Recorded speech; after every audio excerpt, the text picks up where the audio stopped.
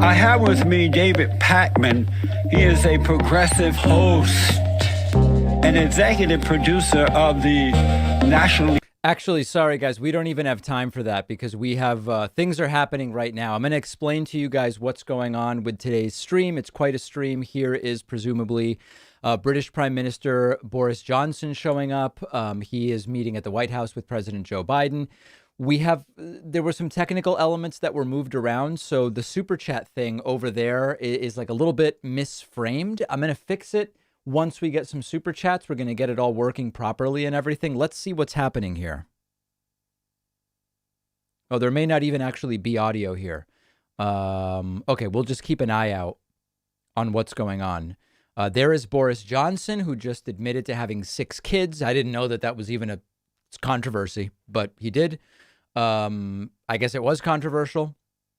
And he heads into the White House. And so that is his arrival. And then we are standing by for an actual event of the top of the bilateral meeting between Joe Biden and Boris Johnson. So we're standing by for that. We'll keep it right here. And presumably that's all going to get going very, very soon, scheduled for 2 minutes from now. So really running on schedule, which you quite frankly love to see. Let's see here. Yeah, we'll just monitor both feeds, I guess. And it's all going to be happening. I have so many things to go over with everybody today. I'm going to be appearing in a little bit on the Dylan Burns Twitch channel. Dylan will be interviewing me, and I figured I would stream it. It would be a good, bit of content, as the kids these days say. So that'll be at the top of the next hour. We might review some of Dylan's work at the second, the failed Trump riot, I guess we would call it. On Saturday, he was interviewing some people, so we're going to talk about that. I have a bunch of different clips to play for you. I also have voicemails. I have, there's just a ton of different things going on. Let me see what else. I had my list here. I guess that's the majority of it, but that's a lot of stuff. That'll get us to the Dylan Burns interview at the top of the hour. So we're standing by for all of that and standing by for Joe Biden and Boris Johnson. Boris Johnson just now arriving at the White House. James Montalbano says via Super Chat, Sir, a test Super Chat for you. Yeah, it takes a little while until they... Let's see, like my instinct is it probably needs to be wider, more like that. Let's see on the other shot. That may actually be working fine. Let's see if we can just tweak a little bit and then maybe move down and then enlarge. Yeah, we'll see as the super chats show up. Thanks to Kane609 as well as Chill SD, Sheldon Black, and Jen here. Oh, and Margot Cabot and Small Fuzzy Moss as well. That's 1, 2, 3, 4, 5, 6 people putting us, okay, 0 plus 6, that's 6. That I've got. Very much understand that one. Today's coupon code is felony21 in case anybody is curious about that. I also have an unban request to adjudicate. Let me maybe just do that first just to get it out of the way. When people get banned on Twitch, they can request to be unbanned and I will, make a decision with my gavel. User Very Moist Tellette came in with the message Zionist scum. They were banned, and then they said as their unban request, was what I said untrue? Is David not a Zionist piece of shit? That is a permaban, obviously. So that one we get at, that doesn't even really require too much introspection. Oh, okay. Here are the super chats. All right, good. So let's see. I think we can probably go a little bit bigger. That's looking pretty good to me. And then the next one will show up down below. That's pretty good, right? On this shot. And then let's see on this other shot. Look good. Actually, I think we've got the super chat stuff pretty much fixed. Ethan says, woe upon you who deny him, for he will deny you in the world to come. All right. And Alexa says, I hope you're having a great day. Love from Philly. Thank you, Alexa. Very much appreciate that. Also, thank you to Beth Graham and Elevated Disc Golf for the Twitch subs. It looks like now we've got a little welcome mat being brought out by the Marines. Or is that the mat they stand on? I think that's the mat they must stand on. Probably better for the knees. Okay, good. We're standing by all of that stuff. All right, good. So we've gotten the ban adjudication out of the way. That is done. Let's look at a couple of other things. As I mentioned, apparently this is a controversy. I didn't know about it, but since Boris Johnson is in town, I figure I'll mention it. Boris Johnson admits he has 6 children. Boris Johnson has finally admitted that he has 6 children, a question he has previously dodged in numerous interviews and press conferences. The British Prime Minister, speaking to NBC's Today Show on the sidelines of the UN General Assembly, was asked by an interviewer if he had 6 children, to which he replied yes. The number of children sired by Johnson has been a talking point in British politics for many years after an English court discharged an injunction banning news organizations from reporting the existence of a daughter as the result of an extramarital affair. That's really weird, right? Oh, hold on a second. Do we oh no, did I lose my audio? Oh no, guys, I might have lost my various do we have it? Let's see here. I'm trying to play clips that narrate what I'm saying. Wait, where is this audio coming from? Is it here? Yeah. I'm trying to play Cephahide, and it's not working. Oh, wait, or is it working, but it's me who can't hear it? Is that what's going on? Is it just me who can't hear it? Oh, I know exactly what's going on. Yep. Cephahide. There it is. Okay, good. All right. So anyway, I missed the opportunity for that. It was I who could not hear it. I apologize for that. Thanks to Samuel Plavidal, who just signed up on my website with the coupon code Felony21. Very much appreciate that. Other super chats coming in. More love from Philly. They're closing the schools because of all the COVID clusters. Many kids are getting pretty seriously ill. Yeah, I heard that, and that's absolutely horrifying. Good day, sir. I don't believe your vegetables survived through your vacation. No one was there to water them. The Instagram post was a powerful cover-up. No, vegetables are doing fine. I'm curious if your opinion on the new AUKUS alliance. Seems like France is overreacting a bit. Love the show, David. Thanks. I have nothing to say about it quite yet. Thoughts on the Canadian election? Love the show. I am unsurprised by the results. Brett says, sir, is Messi better than Maradona? Different eras. Very difficult to say. What is your guess for your end of the year subscriber number? Let me think. We're adding about 15,000 YouTube subscribers a month. So October, November, December, that would be 45. 45, where are we right now? 45 and 1.39 put us at about 1.43. You know, my goal is to be at 1.5 million by the end of the year, although I'm aware that that's very much a stretch goal. I understand that we may or may not make it to that. But I would love to be, that's where I would love to be by the end of the year. I think it would be really great. Okay, so Boris Johnson sired 6 children. Here's a wacky video. I don't even really know what the context is, but I love that eventually police just get sick of this woman and say, that's it, you're under arrest. Check this out. I have to identify myself. Yes, you do. Actually, I don't. It's called common law. You should read up on it. I do not. Okay?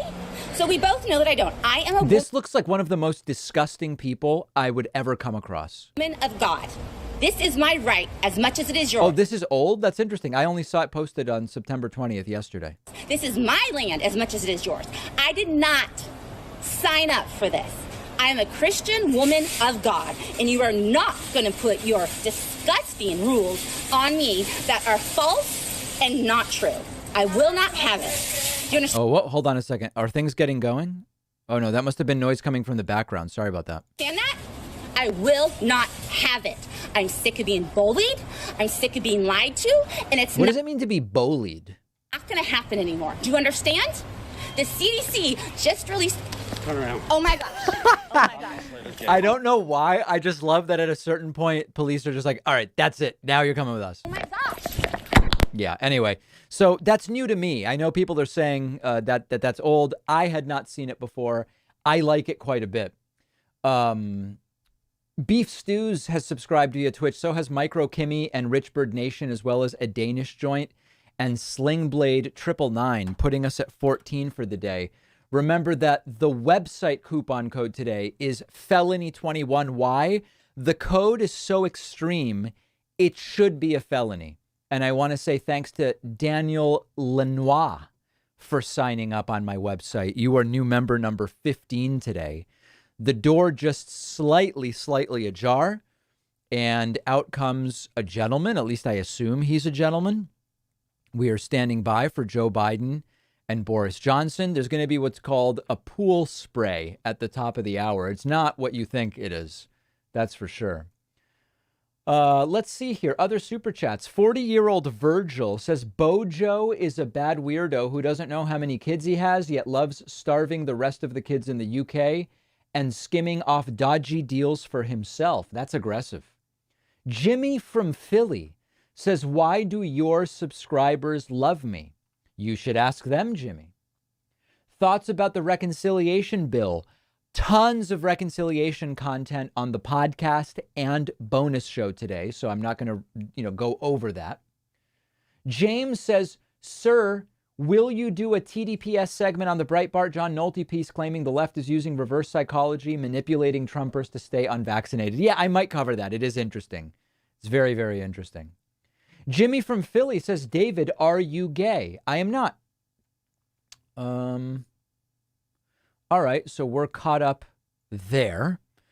I want to make sure I don't miss whichever one of these feeds is going to have the actual Biden Boris Johnson spray. If you're just joining us, at the top of the next hour, 6 p.m. Eastern, I'm going to be interviewed by Dylan Burns, who is a Twitch streamer, and he was gracious enough to invite me onto his channel. So I will be simulcasting that interview. I don't actually know what we're going to talk about, but that'll be eventually. So I'm glad to be presenting that to everybody. I have a huge backlog of voicemails, and I want to play some of these voicemails for you. Some will be from characters you know. Some will be from characters that you don't know. A known entity, of course, is this young lady. Hi, Pepin. So I was researching about libertarianism, and it looks like it could swing left or right. So I kind of thought I was a libertarian for a while until I started looking into it more deeply, and then I was like, it makes sense on the left. But all right, next voicemail. But America, creating a man that's this extremely good marketing tool, makes the economy a lot of money, is really confusing in a lot of ways. Right, exactly. I have what I believe is a new caller. Actually, wait a second. I also have Eric from Mass, who's a COVID conspiracist. Man, it's like an abundance of riches today. Let's see who we've got first. Hey, buddy, it's Eric from Mass again. I hate to be the bearer of bad news, but guess what? On the NIH.gov website, number 2 treatment for COVID-19, ivermectin. I said This guy has been warning me for 6 months that I'm going to end up in jail because of the things I say about COVID. For months and months and months, he's been warning me that is ultimately going to be my fate. He also left this one. Hey, David, it's Eric from Mass. This call is really bad because I just hate to tell you, I've been trying to tell you, and now Project Veritas came out and confirmed everything I've been trying to tell you about the vaccines. I wanted you to get on the right side of this. Evidently, you've never heard of the journalistic phrase, do you want to be first or do you want to be right? You should have let time go by. You said the vaccines were 100%, then 90%, 80%. Yeah. Anyway, I never said anything was 100% about the vaccines. And again, this guy's been warning me. It's really more like a year that I'm going to end up in prison because of the things I've said about COVID. So there is that. Then I think we go from Eric from Mass. I think this is probably Troy York. Kyle Kalinske is a fucking idiot. He keeps lying. Okay, well, call him. I don't know why you're calling me about that. The question, David, is why has it taken so long for the Democrats and this dribbling idiot president, Joe Biden, to do something about the border? The only reason he's doing anything and shipping the Haitians back to Haiti where they belong is because he's being forced to do it, that they got so egregious that... All right. Then it's Eric from Mass again. Hey, David, it's Eric from Mass. Oh, man, what are you going to do, dude? You just walked into the oldest trap in the book. I told you were racist, and now it's a proven fact. Did you see Carmine's? Yeah, you're rooting on for mandates, and it's discriminatory. Okay, I don't know what Eric is talking about, but he's really sure I'm going to end up in prison very soon, very, very soon. All right, let's go to some other folks. So here's a new caller, a regular caller. They left, it looks like 27 voicemails in a row, starting at 3:48 a.m. Okay, let's take a listen. I think this is a new caller. Hey, David. I found pretty much the entire problem with our country, and it's pretty freaking stupid. It comes down to, ironically, about 0.000000, keep going, and then put a 1 at the end. I don't know how far, but put a 1 at the end. And then make 100. Okay, then he called back. Hey, David. Jay again. You can air anything. I don't really care. Obviously, you have the right to. Certain things like this, I would rather not you air, but I don't really care. Okay, that one he doesn't want aired. Then he called back. I also have an interesting paper I wrote back in the 90s about global warming. All right. Then he called back. These are all the full 3 minutes, by the way, and then they're timing out, and he's calling right back. Hey, David. How you doing? I just wanted to leave a little story about a little experience in a store I had the other day. I walked in, and I don't remember what triggered me, but it was something. They were parroting Fox, and it was a flat-out lie. So I called it out. Now, my dad called me from a COVID ward in Florida after going down because he thought he could get a vaccine and being lied to. Okay. Then that one timed out, called right back. But, David, this is what I'm literally, think of your brain as a computer, okay? Okay. They're seeing 100 and seeing it as a higher number than anything below it. There is no... That's logical. 100 is a higher number than anything below it. All right, David, I wanted to call Jesse, but somehow his line got disconnected. Jesse who? Lee Peterson? I don't even know what this is about. And I'm going to tell you this, David, and we aliens know this, and those Christian evangelists should pay for this. John Lennon is dead because they freaking hypnotized the guy and they made him shoot him. Okay, we're going to move on now, but that's a new caller, so that's something to look forward to. Then we're going to Drunk Chicago Guy. As you can see, things have really escalated on the voicemail line. I'm actually getting paid to leave.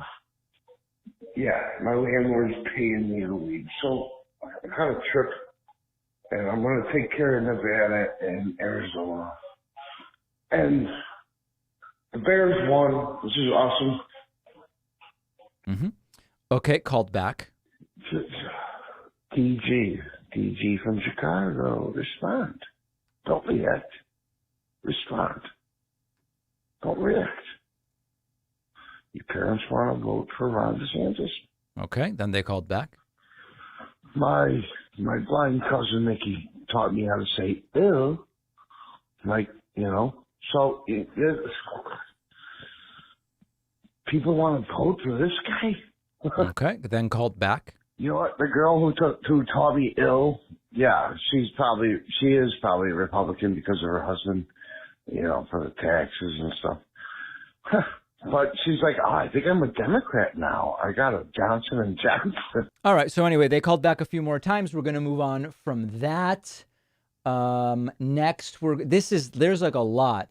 Here's another. This could be Troy York or not. I can't tell. It's an unknown number. Hey, David. Why do you keep talking about these anti-vaccine radio hosts that die of COVID? How do you know that they really died of COVID? And this isn't just some medical emergency advertising scare. It was a medical emergency. It's called COVID. You know, fear-mongering that the left-wing maniacs do. You have no proof that they died of COVID. And why don't you talk about the number of left-wing radio hosts who have died from taking the vaccine? Well, the number is 0, of course. And he called right back. And David Pagman, this is Herbert Gilbert again. Herbert I also Gilbert. want to say that I'm going to cancel my membership to your channel. All right, go ahead, Troy. Thank you. I want to say thanks to Life is Good 63, as well as Irie Man, who just signed up via Twitch Prime, and our new members 16 and 17. Also, please consider yourself personally invited by me, to sign up on my website, joinpacman.com. Today's coupon code is felony21 because the discount is so big, it's hard to believe it's legal.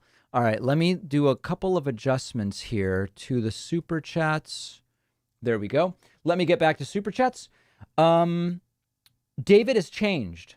I've noticed Dave has become more pretentious and condescending since hitting 1 million followers. See psychologist interview with Trump supporter. Okay. If we don't address money in elections first, how long will progress in regulations, taxes, and education last? It seems inevitable to slide backward. Yeah, I've talked about as meta issues, money in politics, how our elections work, and climate change. Those are the meta issues. Whatever issue you care about in particular, the path forward will be dictated by those 3 issues. You think, this is Nehemiah Davis, you think the Fed vax mandates will hold if challenged in court? I don't know. I've said I'm not sure. Also, do you think the mandates could be an expanse of POTUS power? If so, not why? No, I don't think so, because government vaccine mandates go all the way back at least to 1905.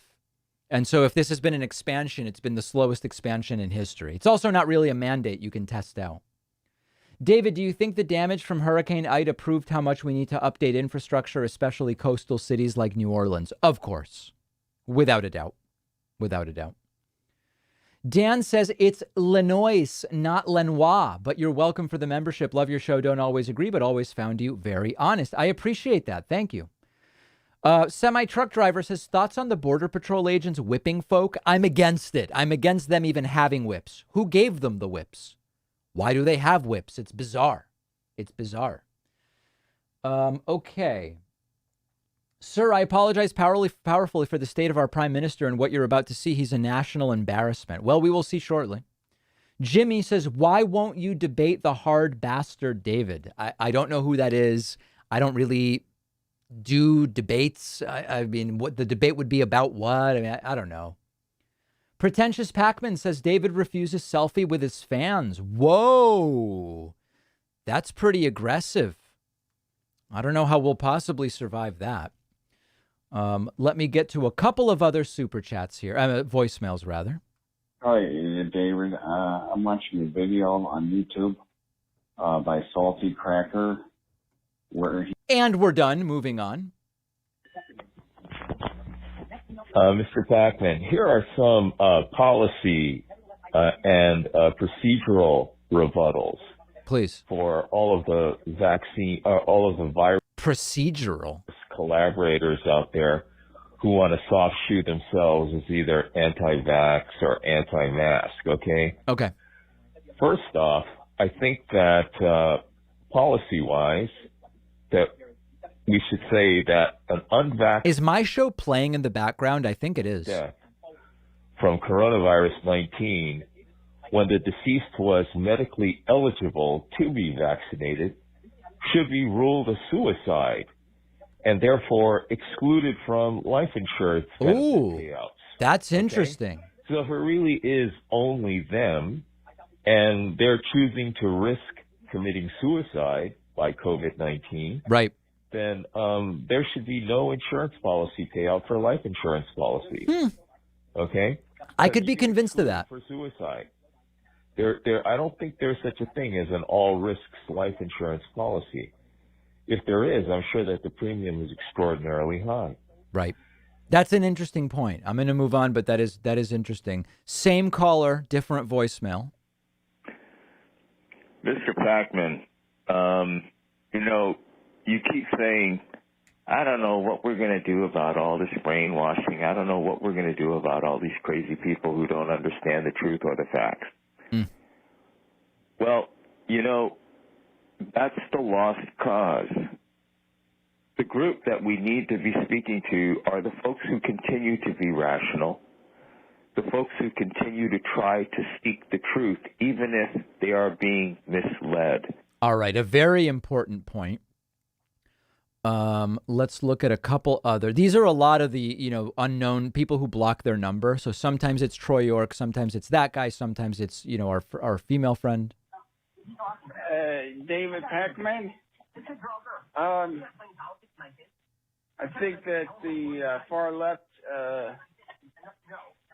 they seek to distract Joe Biden, produced this new Delta. Yeah, okay. Joe Biden produced the Delta variant. There you go. That's even a little bit too much. Let's see what else I've got for folks.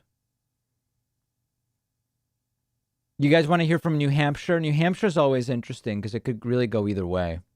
Hi, David. It's Joe from New Hampshire. I was at an air show last weekend, and I'm sure you can imagine the majority of who goes to air shows. I don't count myself among those members. I just like airplanes, but sure. Yeah, a lot of Trumpists there, a lot of thin blue line shirts and all that. And I was kind of eavesdropping on a couple of them just while I was hanging out, and some of the stuff they were saying was just absolutely not grounded in any reality, even that I've heard from Republicans and Trumpists lately. I feel like at this point, the Trumpist conspiracy theory generation is completely automated and independent of anything a politician might say. Yes and no. I mean, I agree with the idea that there are people for whom their ideology is essentially just contrarian conspiracy theories. That's true. And it just so happens, for cultural reasons or geographical reasons or whatever, that they lean right politically. But really, the main thing is conspiracism. But at the same time, I wouldn't say it's totally divorced from politics. Let me put it that way. Few other super chats coming in. Ali says, David, do you prefer chicken wings or tendies? I prefer tendies, certainly. Mason says, please do a collaboration with Brian Tyler Cohen. It would be a dream come true for me. I would love to. Stephanie asking, David, would you travel to space or a particular planet? Yes, I would go to Titan specifically. Not really a planet, it's a moon, but I would still go. Chris says, David, sir, my friend is convinced the only way to drink coffee is black. How do I get through to anti-dairy folk? I don't really concern myself with how other people want to drink their coffee. Maybe that's the libertarian streak that I have, but as long as I can drink my coffee however I want, I don't really care how other people drink coffee. Call me crazy, guys. Biden is president, but David uploads Trump clips over Biden clips. 321. Is he worried about the drop in views? Talk about Biden's policies. We talk about Biden's policies all the time. Views are up and everything's fine. Syed Ahmad says, David, sir, would it be possible to interview people like Diamond and Silk in the same way you interviewed Mike Pillow? I would love to have Diamond and Silk on the show anytime. Absolutely anytime. Sam says, what software are you using for live feeds? Streamlabs OBS is the software that I use. I want to say thanks to The Freak as well as Jeff Builds a Base for signing up via Twitch Prime, numbers 18 and 19 today. If you're watching via Twitch, feel free to re-up that Twitch subscription. Always love that. And in all seriousness, sign up on the website. That's the place to go. Joinpacman.com. Today's coupon code is felony21. These discount codes are felonious. Make sure they don't get you. Would I consider interviewing Senator John Tester? Yes, absolutely. Curious how he got elected as a Democrat in a red state like Montana. Yeah, I would. And Montana had that Democratic governor for a while. Brian, anybody remember his name? What was that guy's name? Brian something? Montana governor Brian Schweitzer. Yeah. Is he still governor? No, he hasn't been governor for 8 years. Okay. Oh boy, we'll cut that out of the stream. Yeah, no concerns about that. If you're just joining us, we are standing by for two different things. Number one, half an hour ago, we were waiting for a pool spray, strange name, but that's what it is, involving Boris Johnson, the British Prime Minister, and President Joe Biden. That's about a half hour delayed. We're expecting it any moment. Then at the top of the hour, I'm going to be interviewed by Dylan Burns. Let's see what's happening on his channel. Is he live right now? Dylan Burns has graciously asked me for an interview. He is not currently live, but he will be interviewing me at the top of the hour, and I will remain live during that period of time so that everybody can see what's going on. Alex says, sir, check out Toontoon's new egg roll video. Oh, yeah. It's been a while since I've checked in on Toontoon. Let's see what's going on. Toontoon channel. Here it is. This is someone I know, and we've recommended their YouTube channel before. They do mostly Thai cooking. How to make egg rolls. These are beautifully filmed. Let's take a quick look. Up to 8,000 subscribers. Hey guys, welcome back. Someone is certainly hungry. Whoa, strong dog video. Today I'm making a childhood favorite, crispy egg rolls 2 ways. Wow. One with a classic pork filling and the other with a potato curry. Whoa. It's so satisfying to eat. Perfect for parties. Let's get started. Right. First, let's make the pork filling. We'll need to soften up some glass noodles with hot water.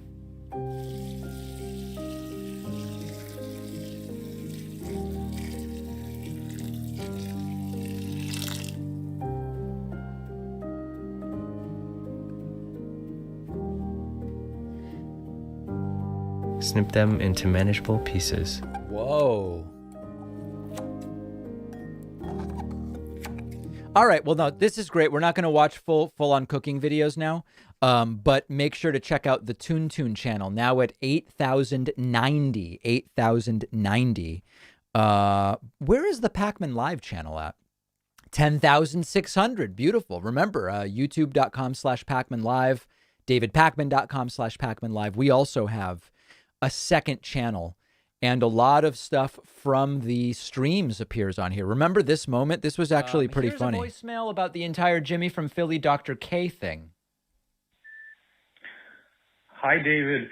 I was just watching your live stream with Dr. K and Jimmy Dore, and I haven't watched Jimmy Dore for a while, but... Oh, my God.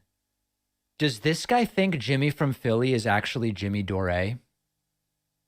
Is it at all possible on this planet that someone watched the 2-hour session with Dr. K and Jimmy from Philly and thought that was Jimmy Dore? Is it even at all possible that that's what someone came away believing, that that's the Jimmy Dore that people are talking about? Anyway, so that's the Pacman Live channel, which you can find at davidpacman.com/Pacman Live or youtube.com/Pacman Live. Okay, so all of those things happening simultaneously and very, very strongly. Do you like the band Spoon? I don't know much about the band Spoon, quite frankly. What about Kristen Cinema? What about her, Pappy? You'd have to be a little bit more specific about that. I'm not 100% sure what you mean there.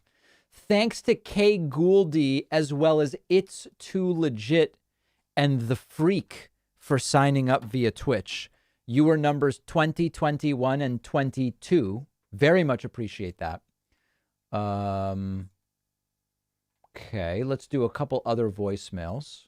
Let's see. Here's a random one. Hi, David.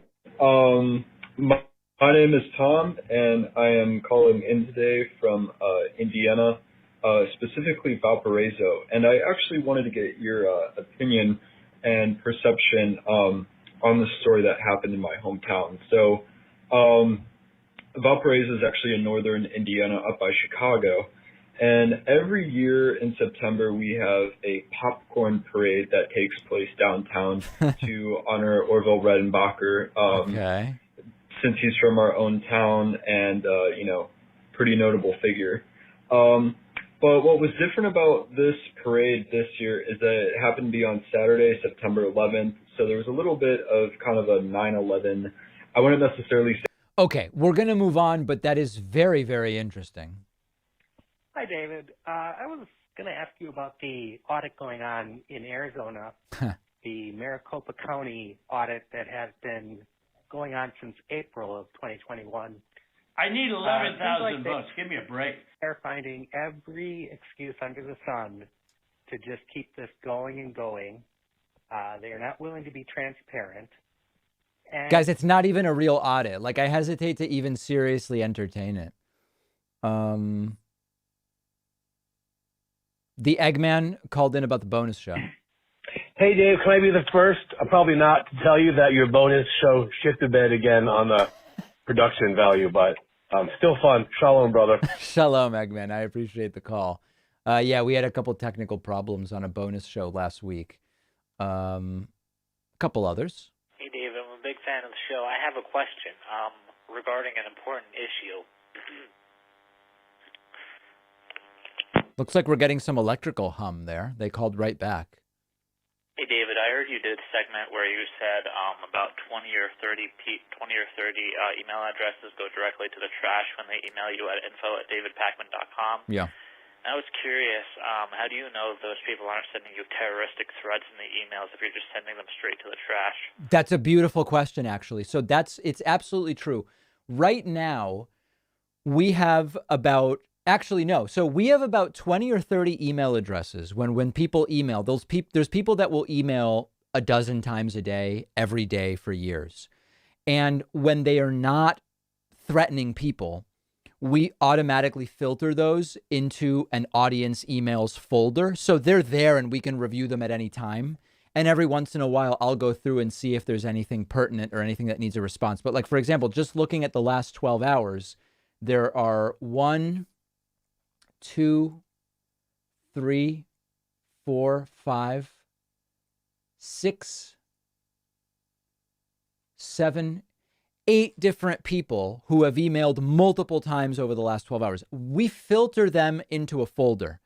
There's about 3 people whose emails are automatically filtered into the trash. And we know that those folks, it's like they're just sending us articles, 20, 30, 40 emails a day, just with articles, no comment, nothing. And we know that they're not dangerous people. Otherwise, we would, of course, keep it so, to forward to the FBI or whatnot. But no, the ones filtered into the trash are just people where we write back and we explain, this is not a valid way to communicate with me. You've got to call in if you want to talk to me, but this is just clogging our inbox. Sending us 50 articles a day doesn't make sense. Those are the only ones we would filter into the trash. Almost all of the filtered ones are filtered directly into a folder and reviewed every couple weeks just to see what's there. Okay, let me get back to a couple of other voicemails I had here. Where was it? Here we go. No, you got to stay with Wacky. I want to know why you and Sam Cedar have the same title about Republicans. Oh no, Sam Cedar! He's humiliated, losing in a state that has Sam who? totally been transformed. All right, well, that's Troy York just calling in, calling. It's just nonstop. All right, I think that's probably good as far as voicemails are concerned. I'm just curious about one other one here.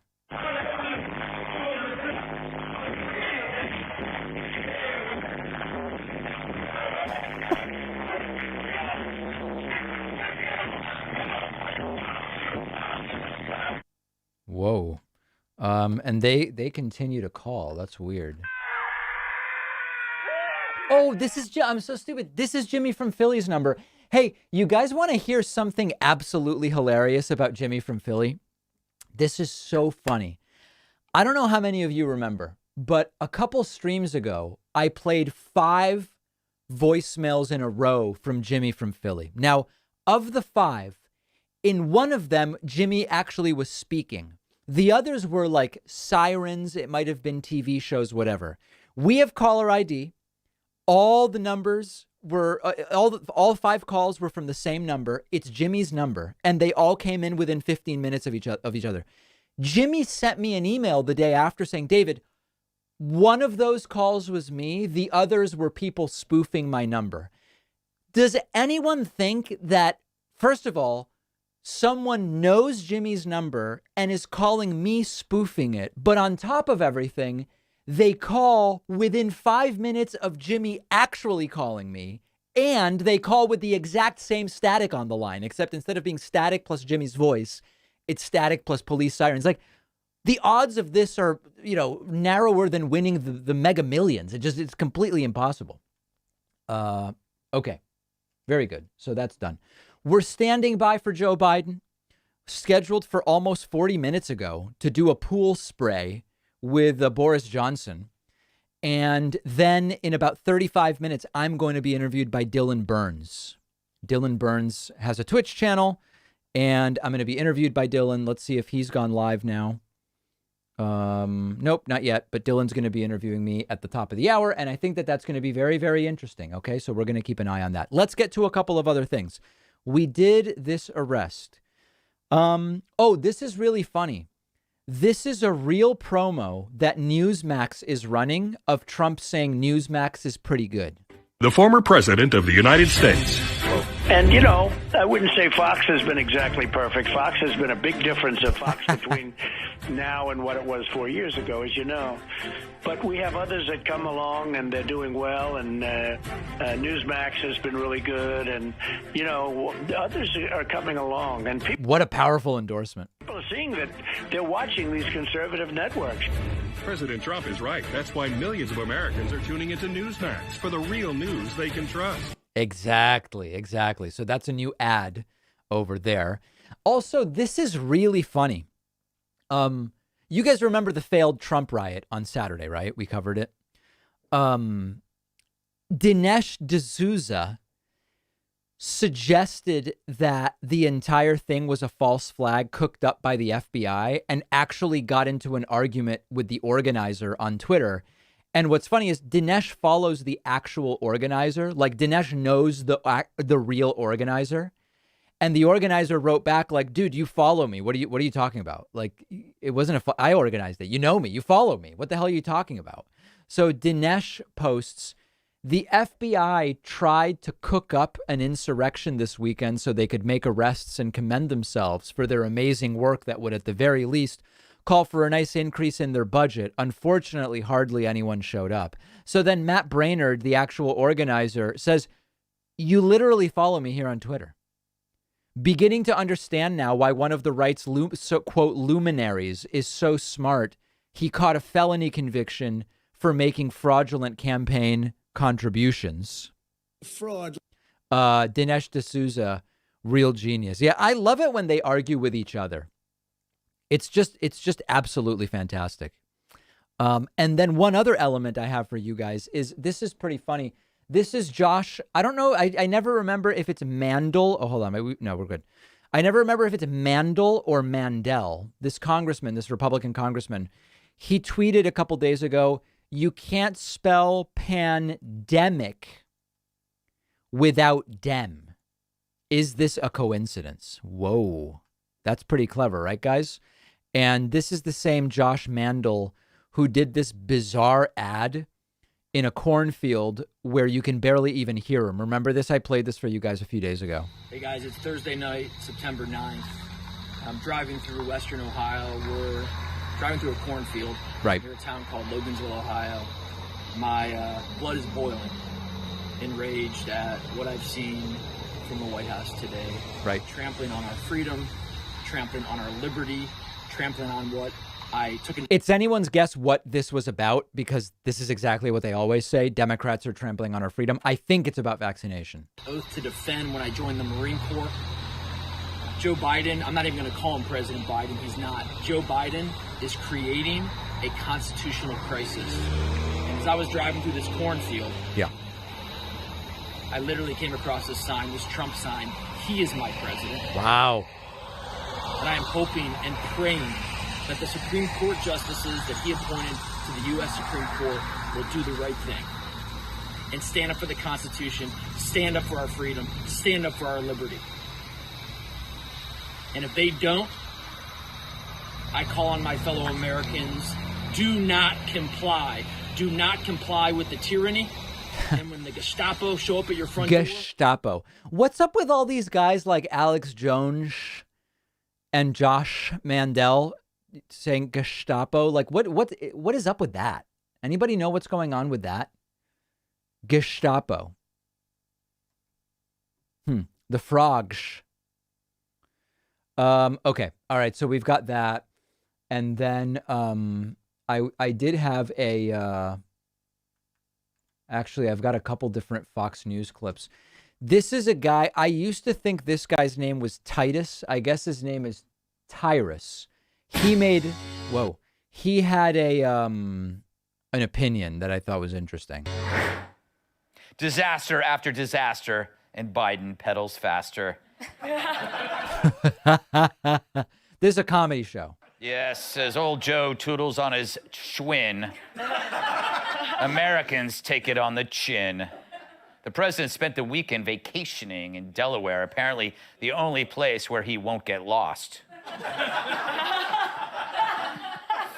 He enjoyed a beachside bike ride, ignoring reporters as he whizzed on by. He's just like Lance Armstrong, except there's no drugs that'll enhance his performance.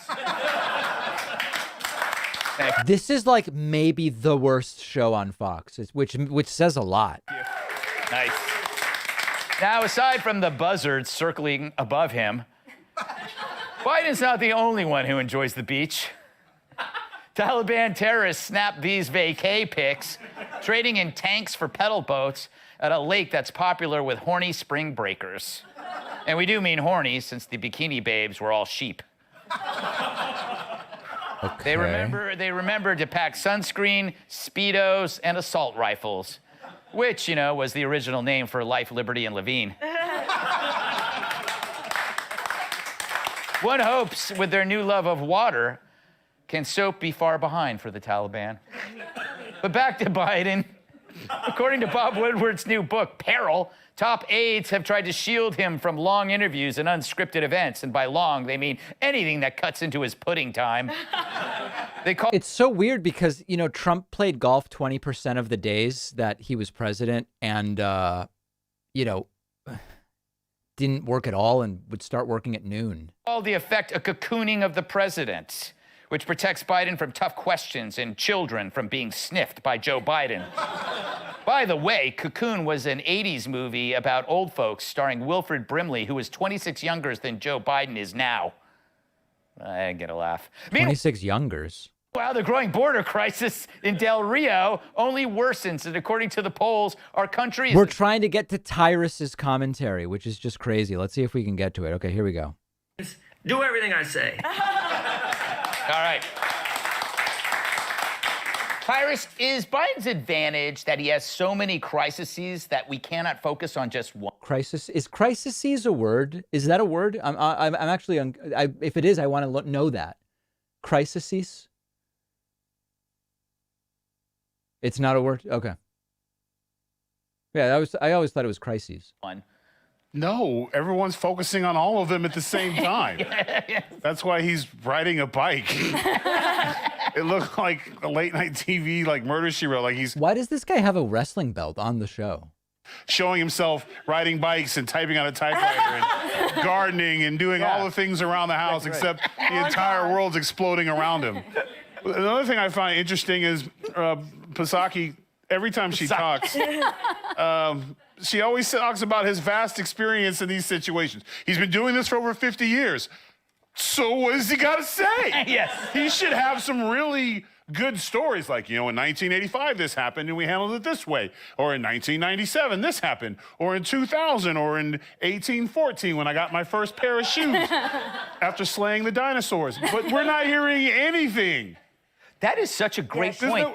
50 years of experience? It's that sometimes you do things for 50 years and you just get tired of it. But it's also the pageantry that they did 50 years ago. Who's that guy? We got it on tape now. Not on tape. It's actually on your phone. Never mind. It's not on tape. That was like 30 years ago. I would be okay if he said Google me. Like, Google me in 85. That's the answer. Like, give us something. But whenever you have some old guy at work who's a... What on earth is this show? I mean, it's oh, whoa, here we go. Whoa. Today, and it's great to be with you in the White House. And this is a very important trip for us in the UK, and we've seen some great progress just in the last period. And it's great that the ban has been lifted on British beef, and the people of the United States of America can eat British beef. And we're going to be working on lamb too. And the lamb, we're working on the lamb. But what you did with the travel, so that people can travel to the US with 2 jabs, is also fantastic and very welcome. We've been working on that for a long time. But I think the most important thing today has been your speech, Joe, to UNGA, where you made a commitment on supporting the world to adapt to climate change, doubling the American commitment. That's very important for us. We've made a £11.6 billion commitment I made when I first became Prime Minister, but it's fantastic to see the United States really stepping up and showing a lead, a real lead. And then, of course, there's the progress that we're making in the defense technology partnership that you've led and with our Australian friends, that I think has great potential to benefit the whole of the world and the security of the whole of the world. So, Joe, thank you for having us, and I think we're boosting our shared agenda. We want to build back the world together with you, and I think we want to renew and strengthen our transatlantic bond, and it feels to me like it's going very well. But I think would it be okay if we just have a couple of questions, just a couple of Good questions luck. for and I think we're going to be ruthless. I'm going to be ruthless. I'm going to go to Harry Cole from The Sun. Mr. President, he asked him the question. I'll take it. Mr. President, is Britain still back at the queue for a trade deal, a free trade deal, as your predecessor President Obama? Nice question. What possible justification is there for the anti-Kudas not to be extradited to the United Kingdom to face justice over the death of Harry Cole? 2 things. One, that latter case is being worked on. I was under the impression, but I don't know this, I want to be clear, I was under the impression there had been a civil settlement reached, but I don't know that. That's correct. And based on what I've been told, it was not an intentional act. It was someone who was new to driving on the wrong side of the road. Well, we've covered that story. And but I'll follow up on that. I expressed my sympathies when it occurred, but I don't know the status of that case right now. The other question was? A Brexit free trade deal with Britain. Is it a Brexit free trade? Well, we're going to talk about trade a little bit today, and we're going to have to work that through. Let me just say on that, Harry. I mean, don't forget, folks. So we've settled the Boeing Airbus thing, which was a massive problem between us. So we're making a lot of progress. To say nothing of the beef and the whiskey, which I already mentioned. And can I just say on? Smile when you said the whiskey. Well, he's a great ambassador for. But on the Harry Dunn case, which is a very sad case, and everybody's sympathies are with the family of Harry Dunn. I know that the president has been personally trying to move things along, and I'm grateful for that. We're going to take one more question. I'm going to go to Beth. Thank you. President Biden, President Trump said that the UK was in front of the queue when it came to a trade deal. You seem to have a different approach. Is that because of your heritage, your concern about the Irish protocol? Is that what's holding it back when it comes to doing this deal with the UK?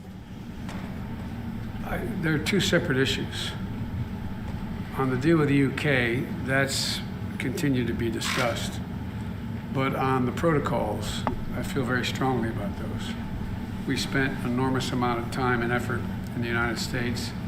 It was a major bipartisan effort made, and I would not at all like to see, nor I might add, would many of my Republican colleagues like to see a change in the Irish Accords, at the end result having a closed border again.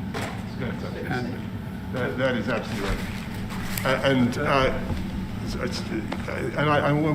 On that point, Joe, you know, we are completely at war. Did Boris Johnson interrupt there? Nobody wants to see anything that interrupts or unbalances the Belfast Good Friday Accords. That's the Belfast Good Friday Agreement.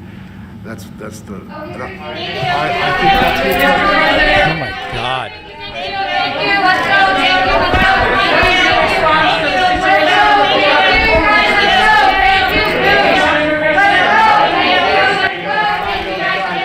What a mess.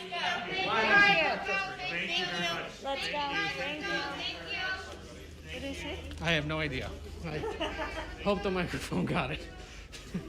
I know. Two British reporters get questions. We don't get any. Ooh, salty. Why do British reporters get questions and we don't get any? Wow. All right. It seems that's the end of the pool spray, and it was quite a spray, I must say myself. Okay. It seems to have ended. Very, very good. Clipless, no name. Okay, good. So let's see. Before we move on, there was one other event that I wanted to cover. It relates to the... Where is this? Let me see if I can get this here. Whoa. Hold on a second. This is not going well. Let's see if we can get this all fixed up. It relates to the audit. Ah, there we go. Okay. I'm going to see if I can find it. The Arizona audit, which so many people have been asking me about. Let me find it here. No, it's not Newsmax. Have to spice things up Whoa. a bit? Oh my God, what is happening here? Arizona. Let's see if I can just find it this way. Oh my God, it's not happening. All right, I guess it's not going on. Okay. Oh, people are curious what's being advertised on Newsmax. Yeah, let me pull it up while we transition to the next phase here. Maybe it's under upcoming live streams. This is a very strange ad on Newsmax. Oh wait, this is not Newsmax. This is 123 Go. Where did Newsmax go? Ah, here it is. That's not being advertised. Oh, it's Cawthorn. Let's listen. Milquetoast Mayorkas ripped into Border Patrol agents for using what he called whips on horseback to prevent illegal aliens from crossing into America in violation of our laws. The whips report was quickly debunked. Turns out people who know horses call those leather straps, they call them reins. You know, they help the rider tell the horse where to go. You can forgive Mr. Oh, you got to be kidding me. That is. But this latest surge shows that Biden is in violation of a Supreme Court order. That Guys, they weren't whipping them with whips. They were whipping them with reins. Policy. Now, those illegal aliens should be on their way to Mexico to await their asylum hearings. What will your office do to hold Mr. Biden and his lawless administration? Nothing. He does nothing. Violation of the Supreme Court ruling. Well, you can bet when we take the House back in 2022 that we will be holding them accountable for this open border policy. You see everything that's going on, the actual detrimental harm that this is causing. In my own hometown. It's detrimental harm as opposed to nice harm. Year-old girl while he was drunk driving. Now, he just ran her over while she was riding her tricycle and drove off, leaving her dead. Fortunately, we have an incredible sheriff in Henderson County who quickly hunted down the suspect, and it turns out this person had been deported already before. What? And now, because of these open border policies, he was back, and we have one less beautiful young American girl to living because of the open border policies. When this milquetoast Mayorkas wants to tell us that we actually are, that he is horrified by seeing these Border Patrol agents and the Texas Rangers actually using what he calls whips, and I agree, there's no surprise that he doesn't actually know what reins look like, because there's no chance he's ever been anywhere near a farm. I don't see violent aggression from these agents. What I see is desperation.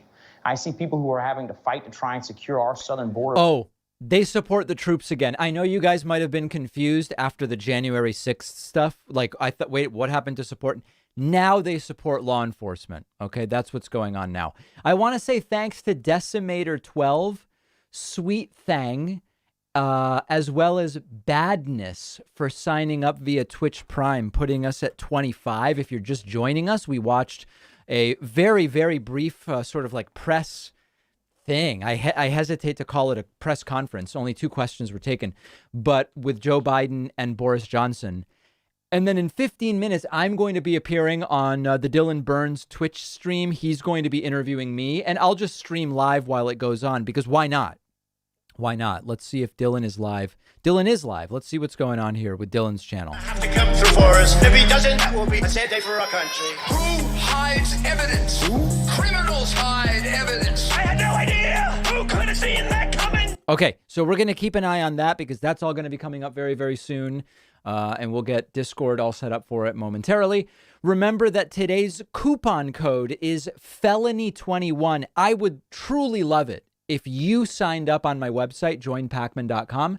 You can get a coupon code so massive that it must be a felony somewhere. That code is felony21, felony21. And you can, I will thank everybody who signs up using that. Let me get to the one other Tucker. There was a Tucker clip. What I actually wanted to play was a Tucker clip from last night, not the Tyrus clip. Let's take a look at the Tucker clip. Been saying for months that our southern border is out of control, that it's completely open, just in case you think we've been over. That's interesting. He's been saying it for months, but not years. I wonder about that. Overstating that. Here's this. More than 13,000 Haitians have now crossed into Del Rio, Texas. Our own Bill Malugin has been on this story like nobody else. He was there on Saturday. Here's part of what he saw.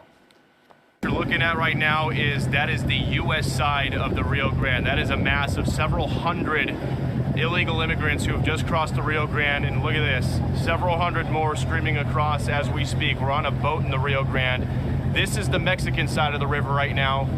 You can see it's a never-ending stream. Hundreds of people crossing the Rio Grande basically every hour. And they're heading over to the International Bridge, which you can see in the background.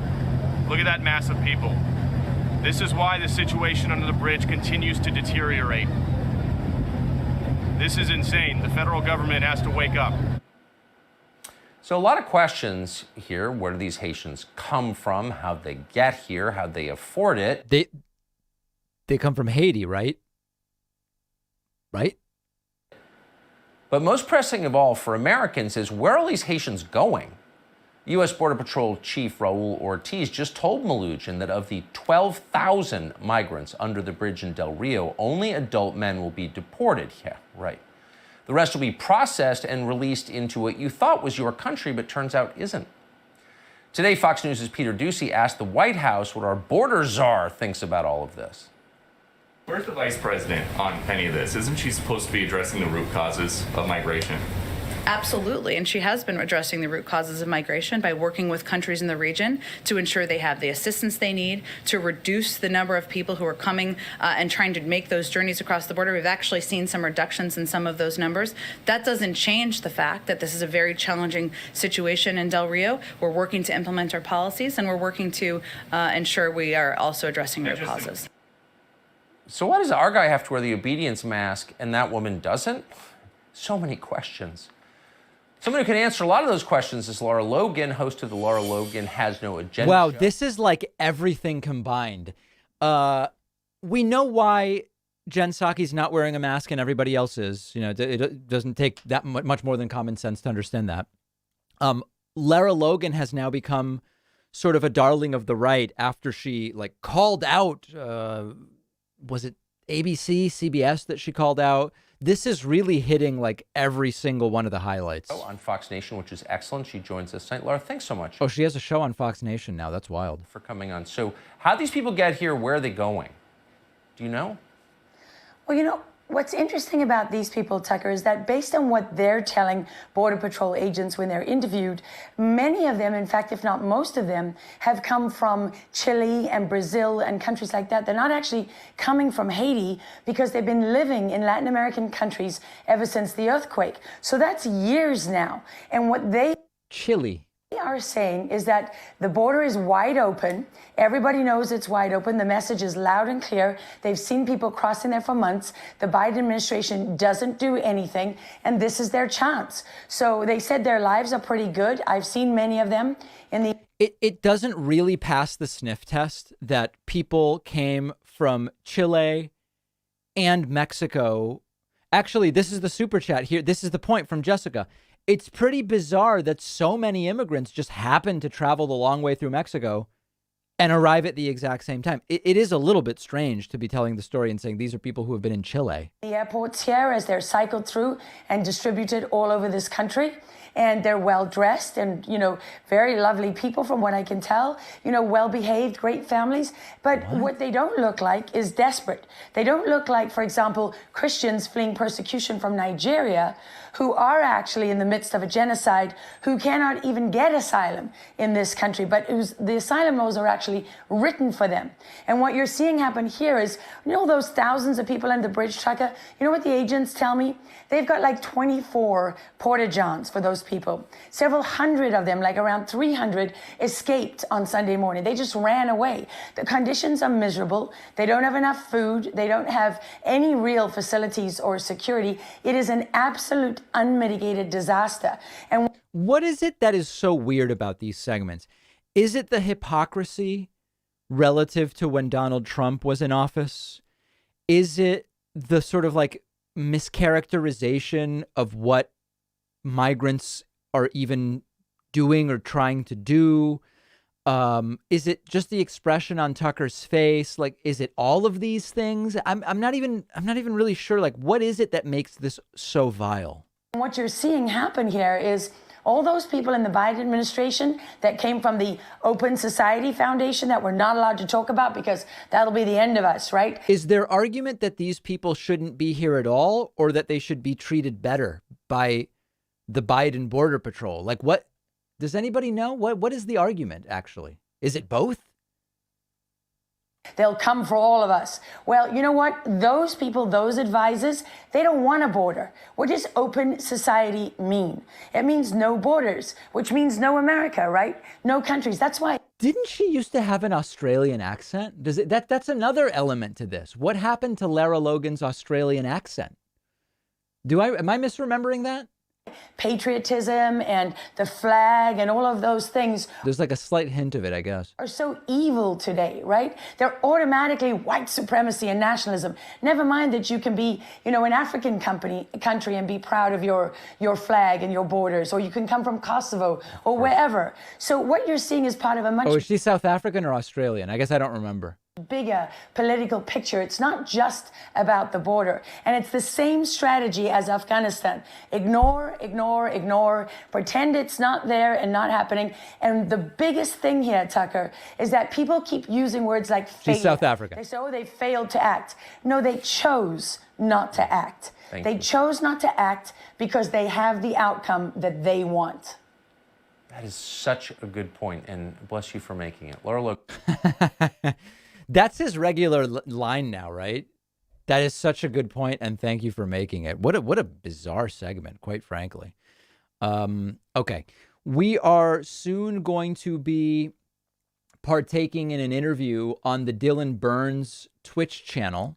We've been monitoring that channel to see what's going on. Deluded MAGA tools, whose brain is almost tinier than my dick.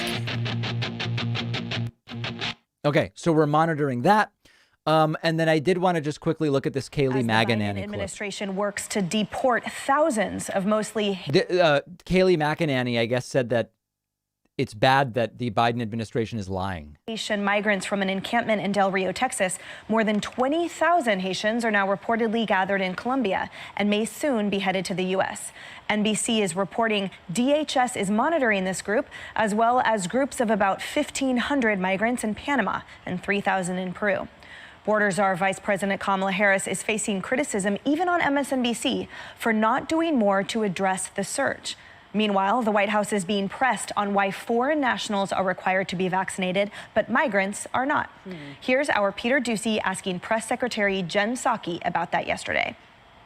If somebody walks into the country right across the river, does somebody ask them to see their vaccination card? Well, let me explain to you again, Peter, how our process works. As individuals come across the border, and they are both assessed for whether they have any symptoms. If they have symptoms, the intention is for them to be quarantined. That is our process. They're not intending to stay here for a lengthy period of time. Harris, this is against the backdrop, however, of thousands of them being released into our states seemingly permanently with really high COVID rates. Is she making that up? Now they care about COVID. Like, as she goes along, is she reading that? They don't intend to stay here long. What, do you think they came all these thousands of miles so they could tiptoe in for 15 minutes? Like, what there's just such a level of delusion in here, right? Yeah. And it's so disappointing because it didn't have to be this way. And Right. now you have all these people living in probably arguably worse squalid conditions from where they're coming from, and they just got hit by an earthquake and their president was murdered. Like, I mean, Haiti is no picnic, but now they come here, and this is not the land of the free that they're hearing about. By the way, Senator Marsha Blackburn was in focus with me yesterday and said that social media is playing a huge role in this, particularly Facebook. She's taking an aim at them from the Hill. They're getting ready to have some hearings and do some things on this. That messages are being spread and reaching people and citizens in Haiti and saying, come. So it doesn't matter that Secretary of DHS Mayorkas and the Vice President Kamala Harris are saying, oh, you know, don't come. No, what they How is this even real coverage? It's crazy. here is the loud megaphone that's broadcast with our President of the United States saying, oh, but you can come. And he's been saying that since he flipped the switch on day one from Donald Trump's presidential policies to his own, just as if he was answering a campaign promise to some progressives, because he probably was. I mean, where do we go from here? And now the midnight images, that the things that normally are happening in dark are happening in the daytime. Yeah, the that's a rounding up of folk. And great question in Twitch chat. Is this a news show or is this an opinion show? I'm not sure. I'm not sure what it's pretending to be. deporting them. That is a horrible look. He doesn't, I mean, I agree with my last guest last hour, Jason Meister, who worked for the Trump campaign. He doesn't have a base now. Nobody's going to trust him. Right, and the green light that is sort of being amplified on social media is certainly, it's only surging now because many of those migrants have been in third countries for the last year or plus. Because we no longer have the Remain in Mexico policy, because we no longer enforce our border, then the green light being spread on social media is being extra heard, and that's why the surge is occurring now. Exactly. And Kayleigh, we have a soundbite from our president. Kayleigh, it's your turn to lie now, please. We'll play for you, get your reaction on the other side, and whether what is happening on the Hill is Senator Hawley is grilling Mayorkas, who is testifying about his plan. Hawley said in private, you told me you had a plan. When will this plan stop working? To which Mayorkas replied, it is working. To have the audacity to say something like that, it's an outright lie. We've heard lie after lie. Just yesterday, Mayorkas said, She's saying others are lying. Wow. the border's not open. Oh, wait, but migrant crossings are at a 21-year high. There's no crisis, he says, but there were over the weekend 14,000. That was the high number of folks under the bridge sitting in human excrement. That's half the population of Del Rio. I think that's defined as a crisis. And then the most appalling lie from Jen Psaki saying they don't intend to stay. Right. They traveled 1,900 miles to sit in human excrement and build tents, makeshift structures out of trash bags. That's what they did. That makes no sense. And She looks completely different than when she was working for Trump. Isn't it strange? all see these lies. That's right. And Leo, so we talk about the actual COVID spread. This from an administration that seems, at least in words only, to prioritize COVID over everything. But the reality is that over 30% of these migrants are refusing the vaccination. Who are these other people? That the rate of transmission is above 8%. Reminder, public schools were shut at 3%. And the positivity rate, as they're being disseminated throughout states, I mean, it's upwards of 15,000, for example, in McAllen, Texas. These numbers are really horrifying, but it seems as if the administration only looks at it from a humane condition if they're Republicans. Oh, let me be very clear, Emily. It's only if you're an American citizen. There is a inconsistent double standard. The people at the southern border who are entering this country, there is no COVID restrictions. There is no COVID requirement. There is no vaccine requirement. This is what drives the American public crazy. You're hearing a mixed message, a double standard. The reason why what you see down there, which is a third world country. All right. I think I've basically had enough at this point in time. We're going to get going on the Dylan Burns show momentarily. Okay, we're about to make the connection, and I'm going to be interviewed by Dylan Burns, so we're standing by for that. Let me make sure I've got everything going ready here. I want to say thank you to Bubby Cam, as well as Darth Bane and Fandastis, as well as Keolin Lord, all of whom just signed up via Twitch Super Chat, Twitch Prime rather, not Super Chat, numbers 26, 27, 28, and 29. Also, big thank you to Aniket Banerjee, who just got a membership at joinpacman.com with the coupon code Felony21. That's today's coupon code. You see it above my head, Felony21. And it is really a perfect coupon code. I don't know how else to say it, but it's very, very good. Top of the hour, I will be interviewed by Dylan Burns. Oh, let me look at some super chats until that time comes. Sir, what do you know about the Russian report exposing UK and US election interference by Russia and their troll farms? Sir. Being suppressed by Boris. I've not read a lot about it yet, admittedly. I have a couple articles set to be read. Eric says, hello, David. What's your thought on CELAC, the Latin American Caribbean bloc? They're trying to follow the steps of the EU. I understand the motivation for it. I wonder to what degree Latin America and the Caribbean have similar enough priorities such that that might make sense. I don't know. I'm asking the question. I'm not sure, I guess, is the point that I'm trying to make. But I'm interested in it very much. David, please collaborate with Matt Dillahunty. David, please interview Kirsten Sinema. All right. All good suggestions. I appreciate that. Let's see. We must be pretty close to when we're going to be starting here with Dylan. Oh, wow. He has these long intro videos, huh? And they said, no. Don't you think you should take it? They said, no. The subpoena required them to take all electronics. They said, no. I feel sorry for that part of Hunter Biden. Okay. All right. So we're keeping an eye on that. And very, very soon, I think we're supposed to be starting this soon. You know, the other thing I did, by the way, by popular demand, typically when I'm streaming and I'm being interviewed by someone else, my audio on that other show is disastrous.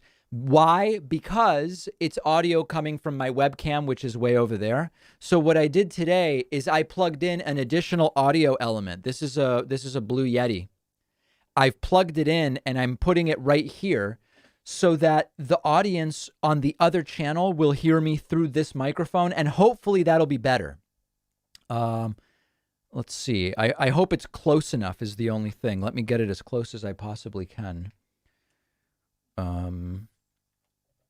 Okay, good. So that, I think, will maybe make me sound better on Dylan's channel. Let's listen a little bit to Sean Spicer. Remains of the service members that came back. We've got Congressman Roger Williams, Congressman Tom McClintock talking the border, and then we'll break down Biden's speech at the UN with Senator Steve Daines.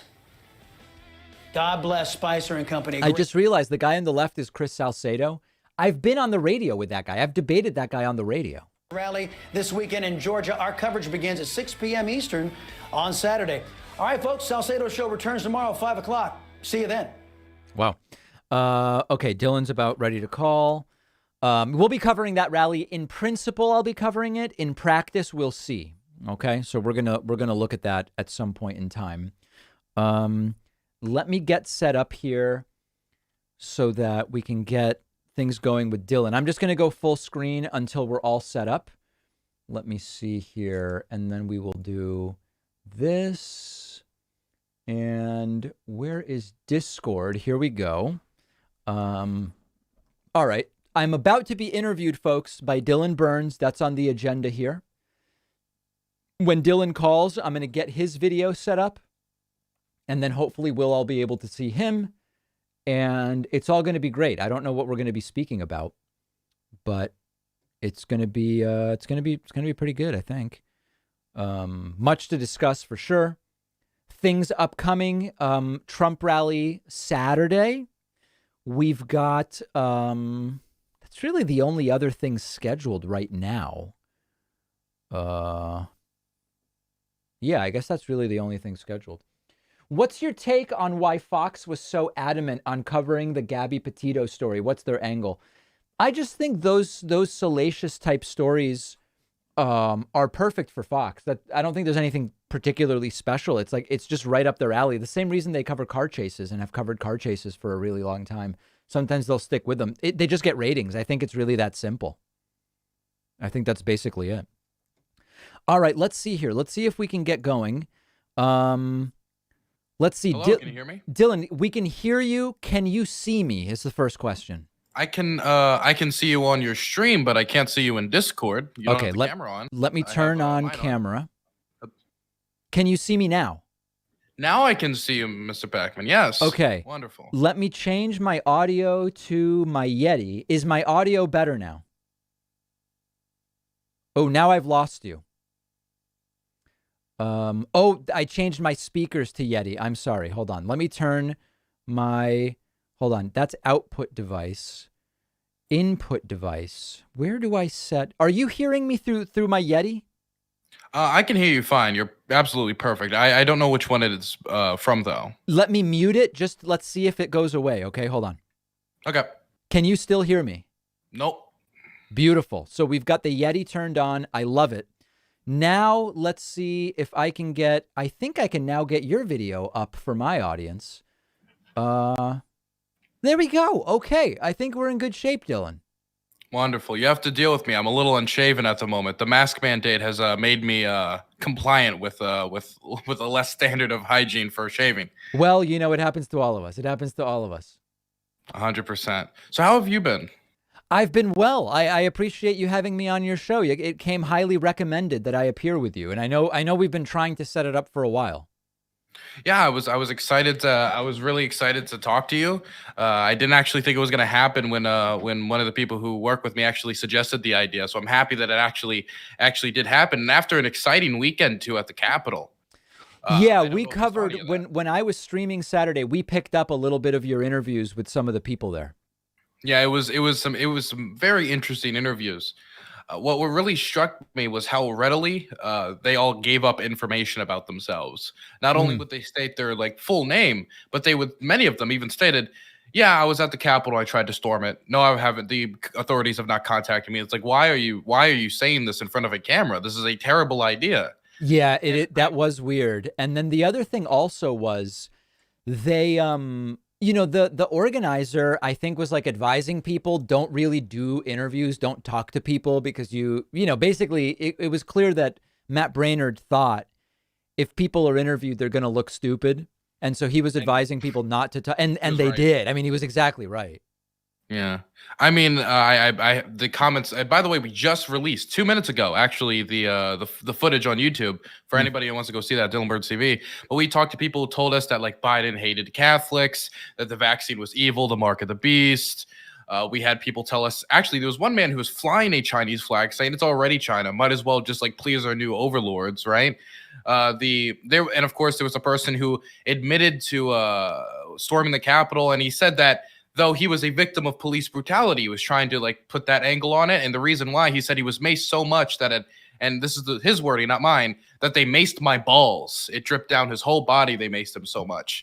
That's sounds more of a physics problem than anything else. I would agree there. The one thing I was going to say is, and this is, listen, this is a suggestion which is worth what you paid for it, which is nothing. But one of the things I thought might be, and maybe you did this later, I only watched a little bit. There were times when you were interviewing someone and they would say something completely crazy. And you would counterpoint them with like an opposing fact, which is obviously great. But one of the things I stopped doing is, or one of the reasons I stopped doing that in those situations is we can't possibly have the opposing facts on all of these things, even if we know people are feeding us bullshit. So I tend to take the approach of when I know someone's saying something completely bonkers, just keep asking them how they learned that, how they came up with that, rather than trying to counterpoint them, because eventually you might get to a point where your counterpoint, you don't have the facts either because what they're saying is so bonkers. And so you kind of get to a standstill where I've found that it often works out better just to keep saying, really, where did you hear that? How did you learn that? How do you know that that's true? And then they end up hanging themselves in a way where maybe they wouldn't if you just keep going point counterpoint with them. It's just an idea, you know, and maybe you were doing that later too. I don't know. It is true. I mean, eventually we ran into a guy who was telling me how Bill Gates ran the UN, and I would ask him where he heard that, and then he of course freaked out, and that did work better. And I guess what was the old term? The whole thing I was told, it was something along the lines of no one wins anything from winning against a fool, right? If you're debating somebody who's a complete whack job, you gain nothing if you look good. They're a complete whack job. But if you actually trip up in any way, then you just look like 10 times the fool because you lost to a complete whack job. That's another reason why I think it's better in those situations just to keep asking them questions about how they learned this stuff. Because at any point that you're not as even aware of what they're talking about, it almost ends up kind of looking like, well, either of them might have been right. You know what I mean? Yeah, there was one moment which I especially liked where I asked somebody, they said that everything you're saying is oxymoronic, and I said, define that word. And then they just like shut down. And just asking them for the definitions of what they're saying, their sources. That unironically was the best moments and on all of the interviews that I had. So I do agree with you on that, actually. That's not surprising to me that happened. Yeah, I mean, this is the third big thing I went to. The last two, it was the Million MAGA March. Yep. And that's where I got maced by the Proud Boys, and that was a joy. And wow. Then the other one was January 6th, which I made the very intelligent decision to go to the January 6th because at the time I just thought it was going to be a protest. Yeah. In a Biden hoodie. I went there in a Biden hoodie, alone, which was a fool's errand, I can say, but I did not get physically assaulted. So I got out better than I think logic would say I would have gotten out of that. Did authorities at all want to talk to you just because you were there? I've never been contacted by authorities. And the thing that's interesting about that is I got a decent amount of pictures, video. I streamed a decent amount of it. And when I got up to the Capitol steps, and I actually got, I think, the only angle that's available online of them physically attacking the reporters. Oh, because, okay. as everybody knows, they attacked the reporters, took their equipment, and smashed it. Most people have seen the footage afterwards where they're smashing the equipment. Right. I actually saw the interaction that led up to that. What happened was it was right after most of the chaos had happened, and they were pushed out of the Capitol. And so everybody's now kind of outside the Capitol, kind of combating with police as police try to gain order. And then there's the reporters there, and they have this tiny little metal gate dividing them from the rioters. And one of the reporters just says, there's a riot behind me at the DC Capitol, which is true under anyone's definition, even if you wanted to be as generous as you wanted to the people who were participating in that day. And one of the people there got so angry that they used the term riot, that they came up with an American flag and started waving it in front of the camera so they could record anything. And then other people gathered. Then they started pelting them with objects before tearing down the metal barrier, pushing them all out and smashing up their equipment. Wow. And so basically, they rioted in response to being called a riot. It became a self-fulfilling prophecy of sorts. Exactly. It became a self-fulfilling prophecy. How many hours were you there that day? I was there from, I would say, noon to maybe about 5 or 6. Oh, okay. So Did you bring snacks? I did not bring snacks. That was also another error I made. Maybe in a tricky situation, I think that if I got cornered, I could open a bag of Lay's potato chips throw a couple in the air and maybe they'd scatter. Yeah. What are you What are you, like a barbecue guy, or what potato chip flavor? I salt and vinegar has always been the way I go. Ooh, that makes me question this interview, to be honest. I mean, I know it takes a dignifying modern man to like salt and vinegar, and I am of the younger variety, right? Yeah. No, barbecue's the way. Now I'm curious. In all seriousness, did the rioters bring food and drinks? I did not see any food and drinks there, but there were people with backpacks. There were people with these like LARPers and like full military gear with everything geared up, backpacks. And I'm sure if you opened it up, you wouldn't find military equipment. You'd mostly probably find like maybe like juice boxes and snackies, like some Oreos and stuff. I'm sure obviously a few of them had military equipment. Bombs were planted at the Capitol. I mean, at the RNC and DNC the night before, and of course there was other weapons found, as many people were arrested with weapons. Since you were in the crowd, did you see people with weapons? I saw people using traditional objects with weapons, like weapons, like a pole, like stuff like that. I see. I never saw anybody like take out like a knife or like a baseball bat. It was like using, for example, the metal gate, the barrier, like using that to push against people. I never saw any actual like weapons get taken out. There was a lot of people with I would say like military gear, like fully geared up. There was a lot of people with like full camo or completely in black, all things covered, and they have elbow pads and everything. Like they're ready for something, right? Sure. Like Mo Brooks was ready because he had body armor for some reason. That's weird to me. Yeah, that's the one thing I really want answered is why did Mo Brooks have body armor when no one else was supposed to, when he wasn't supposed to know of what happened or what was going to happen? It's very, very strange. Yeah, I've not has there even been an explanation asserted for that, even if it's BS? Nothing. Absolutely nothing. Okay. We just know he had body armor, which of course obviously implies that he thought there was a high likelihood of violence or knew there was going to be violence. Right. Even the best case scenario would be that he knew there was a high likelihood. Which raises a whole other series of obvious questions, which we've not gotten answers to. Of course. So yeah, January 6th was wild. The thing that got me about January 6th, there's two things that were interesting. How open people were with their calls for like actual like revolution and overthrow that I think is really dug into me with like being firsthand there. Like people just calling for random politicians to be executed. Right. People just calling for anybody who voted the other way to be executed. I remember there was one interaction I had at the Capitol steps where somebody they saw my Biden hoodie and they got angry and they started talking to me and they said I was a traitor for just voting for Biden. There was nothing else there. It wasn't like you're a traitor because you're part of Biden's government or you did this thing. Just merely voting the other way made me a traitor. And then later, when I was declared a traitor, people would, of course, follow that up with, what happens to traitors? What's the penalty for treason? Right.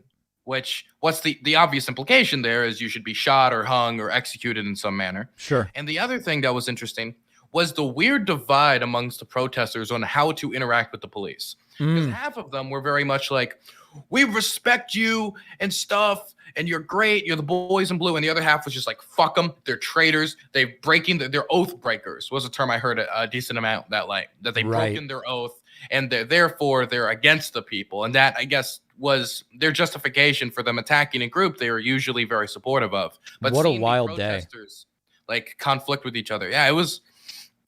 I had no clue I was in for that type of a day, and I wouldn't have gone alone or in a Biden hoodie if I knew that was the case. That's why I didn't go to this weekend in a Biden hoodie because right. No, I think that was smart. Now, you were wearing a mask in a lot of the interviews I saw. Did anybody mention anything about that? Because most of the people there were not wearing masks. Yeah, most of the people there were not wearing. I would say maybe like 1 in 4 to maybe 1 at 3, if I'm being very generous, were wearing masks.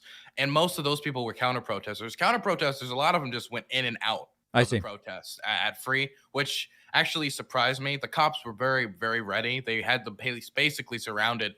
I looked up to the Capitol steps and there were cops all over it. They were not taking any chances, which I would assume after losing so many of their colleagues, there's a reason why they're not taking any chances. Right. But when it comes to masks, they never brought up my mask. They did bring up, do you have the mark of the beast, right? Have you been vaccinated? And I would always say yes. And then they'd like go on a diatribe for 5 minutes about how I've accepted Satan or I'm Bill Gates' spawn or I'm a UN dog, something along those lines. Did anybody tell you to step away because you were shedding vaccine on them? Once, actually, that did happen. Somebody did tell me like, hey, I don't need that. I don't need the mask. You need to keep that mask to keep that vaccine away from me, right? That's something that actually was cut out of the final footage we uploaded to YouTube, but you can still find that on the vault on my Twitch channel if somebody wanted to see that. There was this fellow that was very interesting.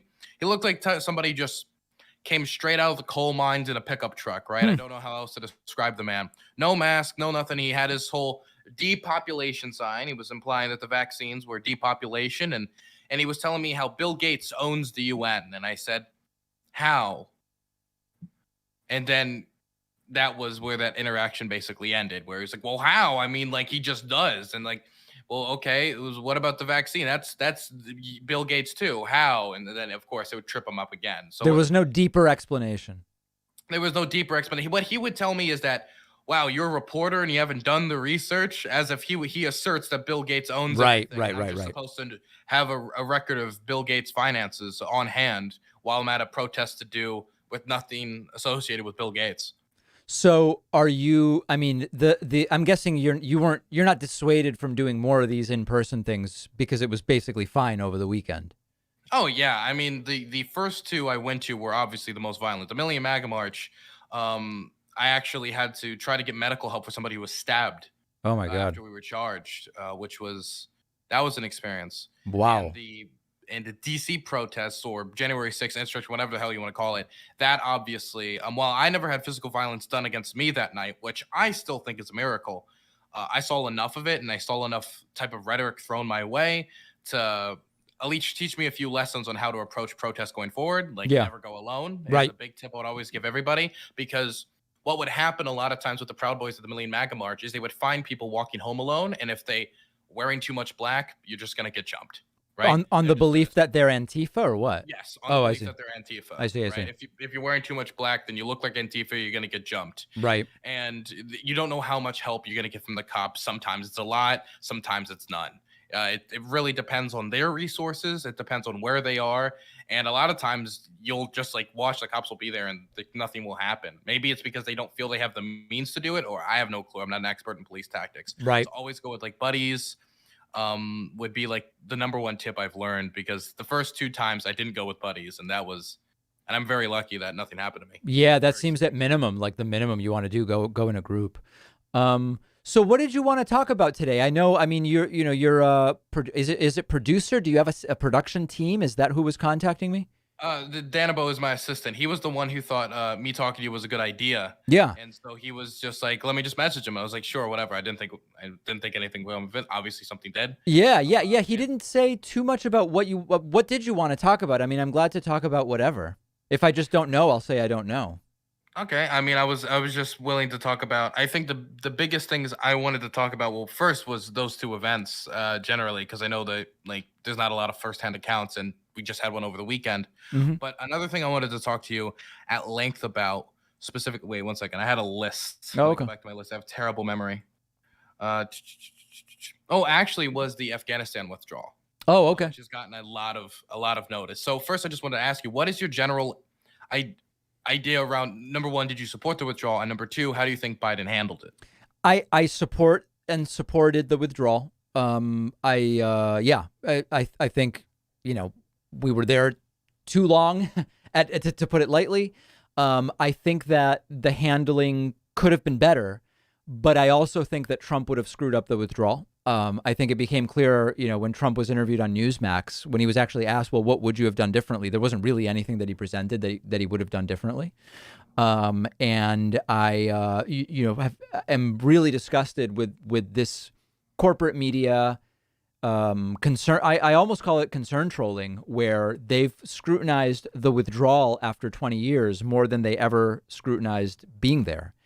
And even like the drone strike, which, this CENTCOM commander recently said, hey, you know what? We didn't get ISIS-K. We got 10 civilians, including maybe like 7 kids, I think it was, and we're sorry.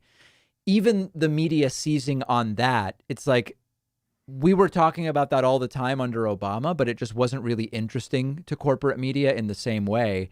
So even that feels like another way to kind of say, we told you the withdrawal was a bad idea. Look at this drone strike that went wrong, even though there's hundreds, thousands of instances of similar drone strikes that did not garner that much of attention. So yeah, I'm glad that we are out to the extent that we're really out, right? And there's a question as to whether, did contractors go back in, or are we fully out? I think that at a certain point, even though you break it, you buy it applies to some degree, at a certain point when it becomes clear that just staying another year or 2 or 3 or 4 isn't actually going to fix anything, you have to say we are now getting out. What I found interesting about what you're saying here is not only did they give more attention to withdrawal, but there was many norms that were broken under Trump when it came to Afghanistan and just general foreign policy like behavior that did not get nearly as much coverage. For example, if we're so concerned about drone strikes, which obviously the drone strike is horrific, the fact that civilians died, I've covered it on my channel, it deserves to be covered. But where was this attention to detail when Trump escalated drone strike use by massive numbers in Afghanistan? Yeah. Not only did he do that, but he followed it up by restricting access to information about said drone strikes. So he escalates drone strikes, drops the mother of all bombs on Afghanistan, the Moab, and then restricts access to the data about what he's now doing in Afghanistan and across the Middle East. Right. Yeah, I think that's part of why there's the political and then there's the media coverage. The media coverage seems so cynical, so cynical. I 100% believe it, which is frustrating for me as somebody who specializes in specifically foreign policy, because what I'm watching happen in Afghanistan right now is absolutely horrific, right? Women have now basically been told they're not going to be able to get secondary educations like middle school and high school, but what we would think of that in America is not going to be available to women and girls. Boys have gone back to school, women have not. That's the same thing they did with work in the 90s, that they just said, hey, don't go to work right now. And it wasn't until America invaded that policy, of course, was reversed. We have seen the TikTok comedians get executed. We have seen all these horrific things happen, and I'm covering them, and it's important to cover these things. But what sucks is I feel like, number one, these things are now getting more attention because we're not there, and it's easy to basically like say, well, see, this is all the fault of the withdrawal. And number two, it's aggravating because I feel like I'm sitting there and I'm talking about all these human rights abuses, and everybody and the people walk into the room and they're like, oh yeah, I agree with you. And then I'll move on to say Saudi Arabia, or I'll move on to say, well, let's talk about women's rights in the United States. Let's talk about Texas. And then the room everybody exits. Like, never mind. Okay, I'm gone. Yeah. We don't want to hold those standards universally. The other thing this reminds me of that's also just kind of an absurdity of the way that these things are talked about is, I don't know any, I don't want to like gatekeep with the term real progressive or real leftist, but I think the point I'm trying to make is I don't know any serious critics of our involvement in Afghanistan who think the Taliban is great or trustworthy or whatever. And there's been this sort of like black-white reaction where if you say you like the withdrawal in that you think it's the right thing, all of a sudden there's, oh, you want to be negotiating with the Taliban and these are the people. And then they pull out the pictures like, no, the Taliban's horrible. And the Taliban was horrible when Trump was negotiating with them. And the Taliban's been horrible for a long time. But that's a different question then. What are we staying for? What will be achieved by staying? And is it the right decision? They're related questions, but they're separate issues. Yeah, I find it hard to believe that also the standard is held universally, because there's been many times in American history that these same individuals who are crying foul right now have negotiated with powers as bad or pretty bad in comparison with the Taliban or just generally. For example, Stalin was an absolute monster. He was one of the worst human beings to ever exist on the planet. But we negotiated with him in World War II because we saw a bigger enemy, right? Sure. We have negotiated with Saudi Arabia, which has a terrible human rights record. We've negotiated with right-wing death squads in Latin America for our own benefit. even though we 100% shouldn't have even been there in the first place, right? And so it's weird for me to see this crying foul on the idea of any compromise whatsoever after they failed on a certain strategy for 20 years. Now, let's say that it was year 1 or 2, maybe you can have an argument like, okay, it's the first 2 years against the fight against the Taliban. Maybe you're right. Maybe we should just, but it's been 20 years of failed strategy. Now, you can maybe, unless you want to tell me, okay, let's go another 20 years, then you have to at least give credence to the idea of looking at other strategies and how to deal with the situation. Well, that's the question, right? Which is for those that are now saying, well, we should have stayed. The question is, how long would be reasonable? Because if 20 years didn't accomplish whatever, 1 year more is unlikely to do it. So then you're already talking about, well, by saying stay, are you saying stay 5 more years? Are you saying another 20? And, you know, there were a couple, I don't remember who they were, but there were a couple of neocons I saw in right-wing media who were actually honest. And they were like, yeah, we should just have a permanent presence there. And it's like, while I disagree completely, at least they're just being upfront. And they're like, I think leaving's bad because we should just stay forever. That's it. And it's like, okay, all right, I can deal with you if you're honest in that sense. That's only the first part of the puzzle, too. Because then the question isn't just how long are we staying, but also what are we going to change in strategy? Right. Because I would not dedicate a soldier to stay another day in a country if our strategy is failing and we don't have another strategy to fix it. Because at that point, what you're doing is you're just clogging holes in a sinking ship, and you're just going with the same old strategy that hasn't worked for the last 20 years. And we have no reason to believe that it's going to work in the next 20.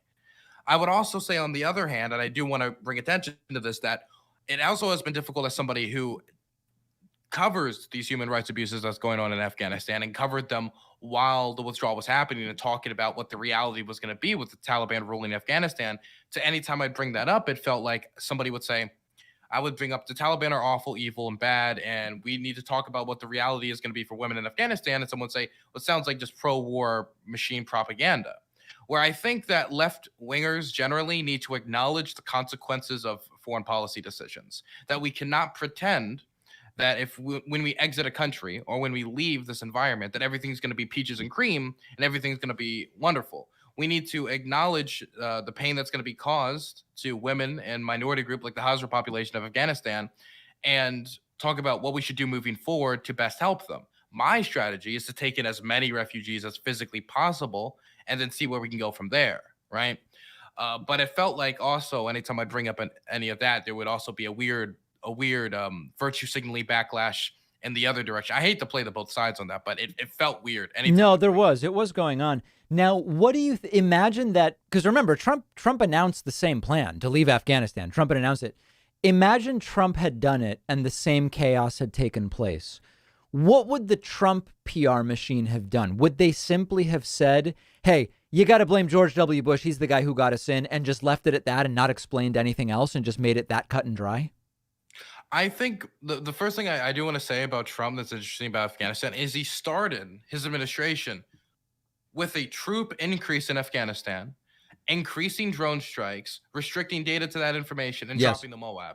And then by the end of his administration, which he was saying on the campaign trail, bomb the families with terrorists, he's like, well, let me negotiate with some of them. Yeah, just a complete 180. And it shows that, and I mean this, that a lot of people like to say that Trump's like an isolationist or he has this foreign policy. He doesn't have any fundamental foreign policy beliefs, right? He just sticks his finger in the air and goes that way. He was for the war in Iraq. He was for intervening in Libya. He was for going into Afghanistan. He was for all these conflicts. And now that is politically beneficial, he's going the other way.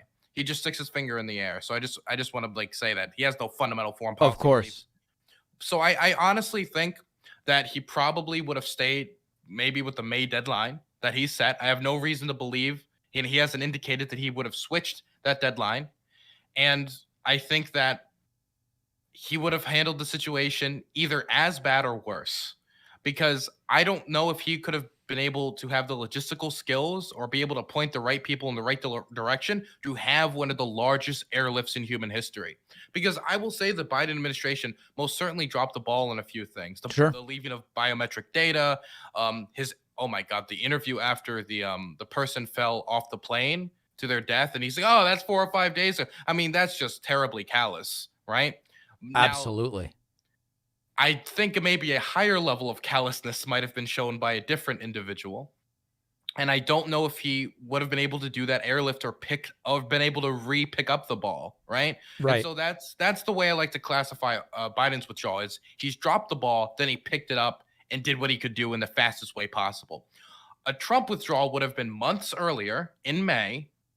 He would not have had the logistical skill or the management skills to get this done. And he would have been 10 times more callous. And all those allies that we're talking about we needed to support and bring out, needed to be included in the airlift, they would have been considered less because he plays to a base of people who don't like to take in refugees. He said on the campaign trail, I want a total and complete shutdown of Muslims entering the United States. Yeah. Now, it might surprise people to hear this, but Afghanistan actually has a lot of those within the borders of Afghanistan. And you see the right-wing fearmonger regime right now. Biden's bringing in a horde of refugees.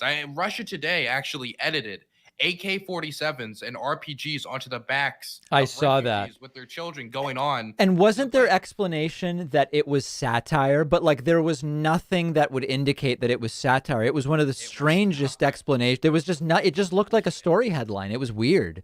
Bullshit. Russia Today has a long history of pushing their main goal is to push divisive messaging to the highest extent for divisiveness sake and for clicks. Another example of this is I remember when Hillary Clinton they had this story that I think has been removed from the YouTube since then of this person talking about how basically the Jews are controlling a large part of Hillary Clinton's campaign. Mhm. And then, hey, look, there's a triangle in one of the symbols of their company. And it was just posted. Yeah. Oh, yeah. It was posted on the YouTube. Eventually it was taken down, but they have a long history of pushing blatantly bigoted messaging. Yeah. So let's see. I generally speaking agree with you about how Trump would have handled the withdrawal. I think the reaction would have been callous is probably an understatement, but I certainly agree with you about that. I do think that, Trump was able to come up with these.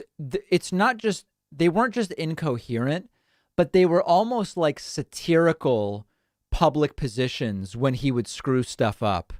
And I have like a morbid curiosity. What kind of insane thing would Jared Kushner have dreamed up to explain the exact same level of chaos or even more if Trump did actually oversee the withdrawal from Afghanistan? I don't actually know what it would be, but particularly on COVID and on hurricanes, like on everything, he was just able to do stuff. Who could imagine? I am scared that he would have done the withdrawal, then reversed his decision. Oh, interesting. The reason why is because if we see Syria, now that was a withdrawal that was horribly botched and didn't even need to happen. Because when you look at the withdrawal, he pulled the troops out of northeastern Syria off the border after making the Kurds, the YPJ and the YPG, disarm themselves on the border with a deal with Turkey. Mm-hmm. Then he moves them back. They get slaughtered. Politicians get dragged out of cars and shot. I don't need to describe the brutality, but it was terrible. He redeploys them in Iraq, says they're coming home, and then just redeploys them back into Syria. Right.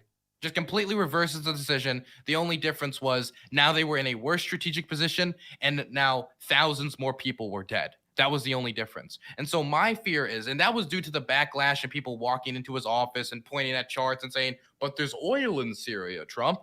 I think that was Mitch McConnell who did that. So that my fear is that he would have been going through with this withdrawal, made the deal with the Taliban, gone with this May deadline, been as catastrophic or more catastrophic than midway through after chaos was happening, since he has no fundamental foreign policy beliefs.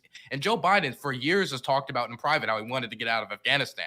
There's a lot of these things coming out I think it was 2011, where he had a conversation with a staffer where someone was trying to convince him, like, maybe we should stay for the feminism. And he's like, dude, that's nonsense. That's nonsensical. Right.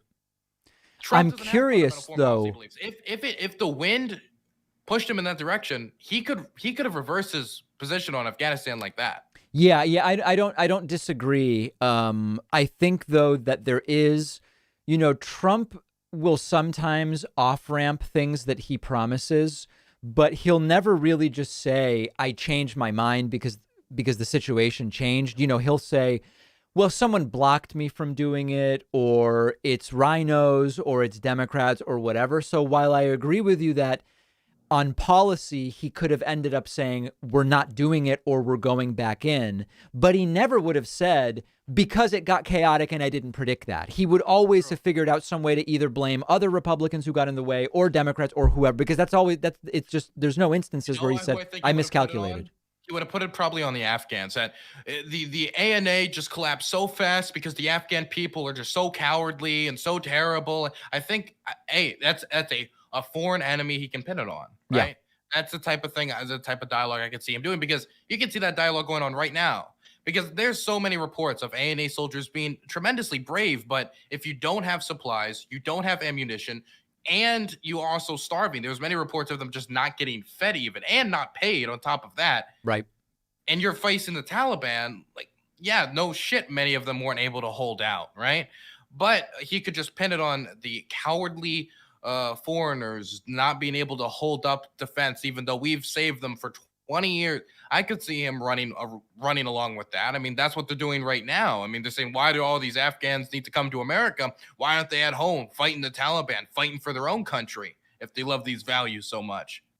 I'm curious because you mentioned the RT edited image, with the Afghans and the weapons, the rocket launcher, I think it was, or whatever the case it was. There's a contingent. I mean, RT is controversial on the left, not for me. Like I'm an anti-authoritarian, period. So any kind of authoritarian leaders and their associated state media entities, I'm very skeptical of. Is garbage. I don't use RT as a source. I don't use Telesur as a source. I don't use Al Jazeera. It doesn't matter. We could go on and do the full list. But what do you think it is about that fundamentally underlies this disagreement on the left about a network like RT? I think that the problem is that Press TV, Russia Today, or Al Jazeera, or any of these, and Al Jazeera, unironically, I will watch some of their documentaries, or for example, I love Mehdi Hassan. I think Mehdi Hassan is an amazing journalist, and he was with Al Jazeera for years. He was, yeah. And he would do this amazing head-to-head series, which Yep. is phenomenal. That was great. Everybody go check it out. And I would see that, and that reporting and his work was phenomenal on the network, right? And so when you see good sources or good people within a larger network doing good stuff, that's going to rub you in a good way. It's going to make you think, maybe this is something worthwhile to listen to. And then you condense that with the fact that Russia Today and Press TV a lot of times have American imperialist messaging. Why? Because Russia Today serves a different imperial overlord, right? So it's not out of anti-imperialist interests, it's out of anti-Americanism. It's the same thing with Gray Zone. It's not out of actual anti-imperial interests, it's out of just anti-Americanism. I'm not familiar with that one. You're not familiar with Gray Zone? No. You've never interacted with Gray Zone before, ever. Who does that? Mate, Jimmy Dore uses them as a source all the time. I never watched Jimmy Dore. I've heard the name Aaron Mate, but I don't know. Max Blumenthal. Oh, Max, I've met a couple. Max, I've met a couple of times. Yeah. Well, these different types of sources, I think they a lot of times can unironically hit the nail on the head. Where if something bad happens, America does something bad, they'll criticize it, they'll point it out, and they're correct. But then the problem is the reason they're pointing it out is different than the reason that somebody else is pointing out. Their interests and their motives are different. And then with that, they'll splice it in with, man, isn't it terrible that they're doing all this? And let me tell you how great the Russian government was in supporting Assad. And then they'll lace in their own personal interests. Yeah. That's why we need to be concerned, because you're not going to see Russia Today calling out Bashar al-Assad's use of barrel bombs. You're not going to see Press TV talking about the treatment of women in Iran. You're not going to see that reporting done because it doesn't interest those who fund the programs. Yeah, the thing that I've talked about, I mean, this is starting to sort of get into really the debate even among the left about, quote, Russiagate, as some people like to call it, where, as I've said before, you have this spectrum where on one side you might have like Putin and Trump in a room planning something, right? Which, I mean, maybe someone was saying that. I was never saying that. You go back to April 2017 and I'm saying, guys, if that's what you're waiting for, you're going to be sorely disappointed. On the other side is just kind of like the systemic critique that you're putting together, which is, hey, you know what? particularly when you think geopolitically about China, Russia, and the United States as like the three superpowers. There is to some degree a zero-sum nature of that. And the authoritarian regime of Vladimir Putin comparatively looks better if democracy looks like it's in peril in the United States, if things look really chaotic in the United States. So it's like, of course they would prefer the doofus Trump to Hillary. That's very different than Putin and Trump got together and planned something. If I'm being clear. Yeah, the thing that gets me is every time I hear somebody, well, you probably believe in Russiagate, which is something you'll commonly see in like Twitter section or whatever. Yeah. Is it's not really an issue of debate anymore. What happened? There's certain details that are foggy, right? Yep. But when it comes to the Internet Research Agency, when it comes to the multiple reports put out by our intelligence agency clarifying very clearly that they did spread disinformation on the internet to benefit one political candidate because they thought the other would act against their interest, that is absolutely clear. Now, you can downplay that if you want, but it is true that they attempted to interfere in both the 2016 elections and to a lesser extent, the 2020 election. That is just a fact. Now you can say, oh, so you're just saying they just posted a lot of memes, Lamau. They tried to spread disinformation online to try to tip the scale on one way.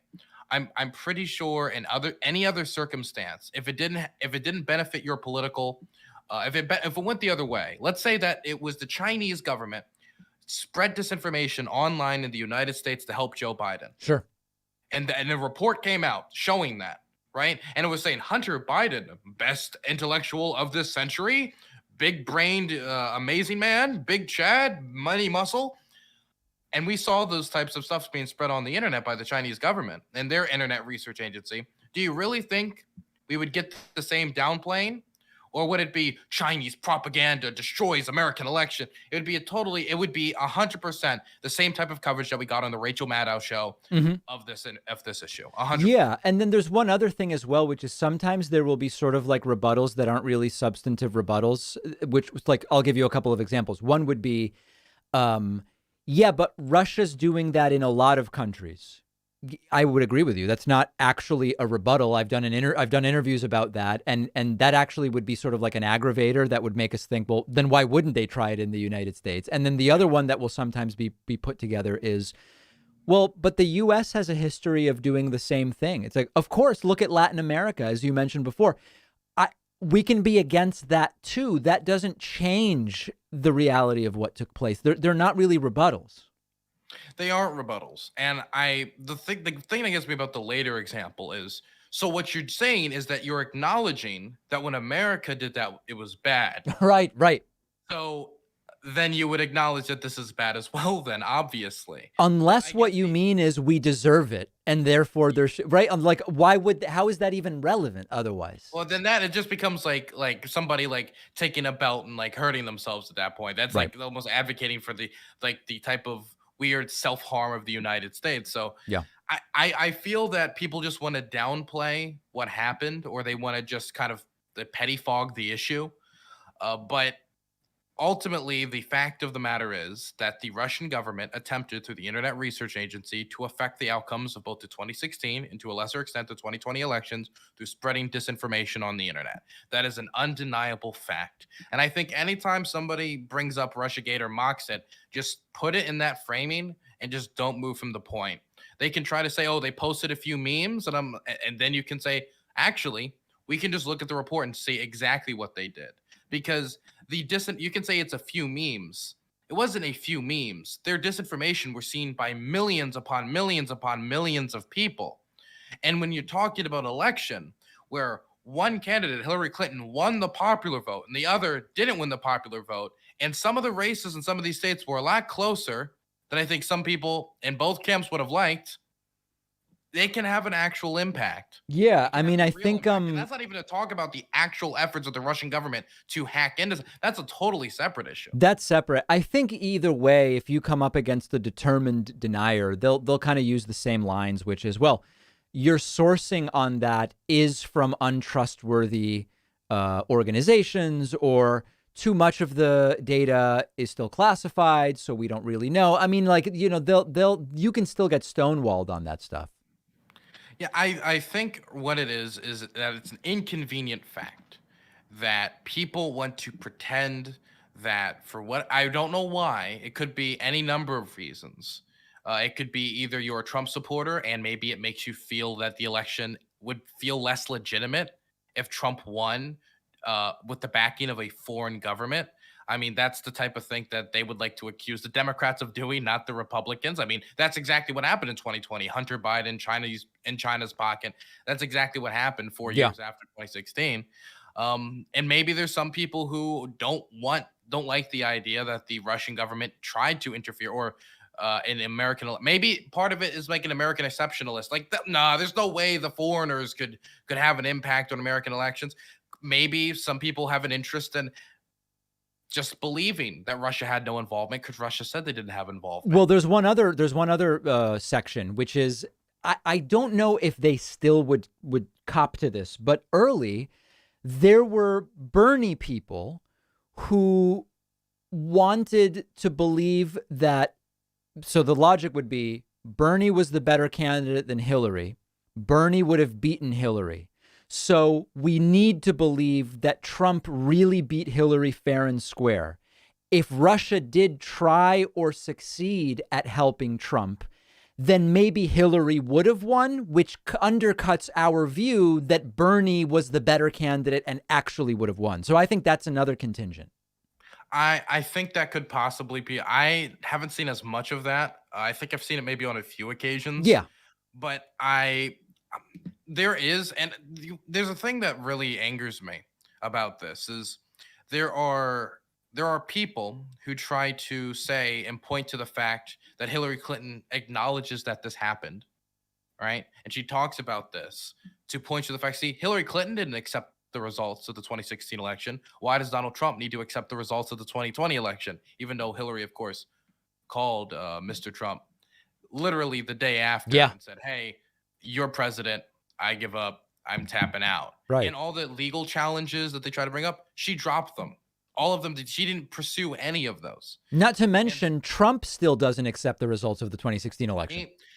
The thing that gets me about Trump is he has been telling people he was going to do this for the last 5 years. Right. He said on the Republican campaign trail, when he lost any primary, he would say it was due to fraud or it was stolen or it was rigged or there was some factor like evil Ben Carson or Ted Cruz or whatever. Right. That's also, and this is a fun fact, that's also where Donald Trump laid the foundations for the growth in the anti-vaxxer movement when he said that vaccines cause autism on the same stage as a medical expert. And Ben Carson did not sufficiently call him out. And I think that laid the foundation for a lot of what we're seeing. No doubt. Then after being elected, and then, of course, on the debate stage, he said he didn't answer if he would accept the results of the election. Then come 2019 to the lead up of the next election, he said if he loses, it's rigged. He has been very open that if he ever loses, just outright loses, he's not going to accept the results.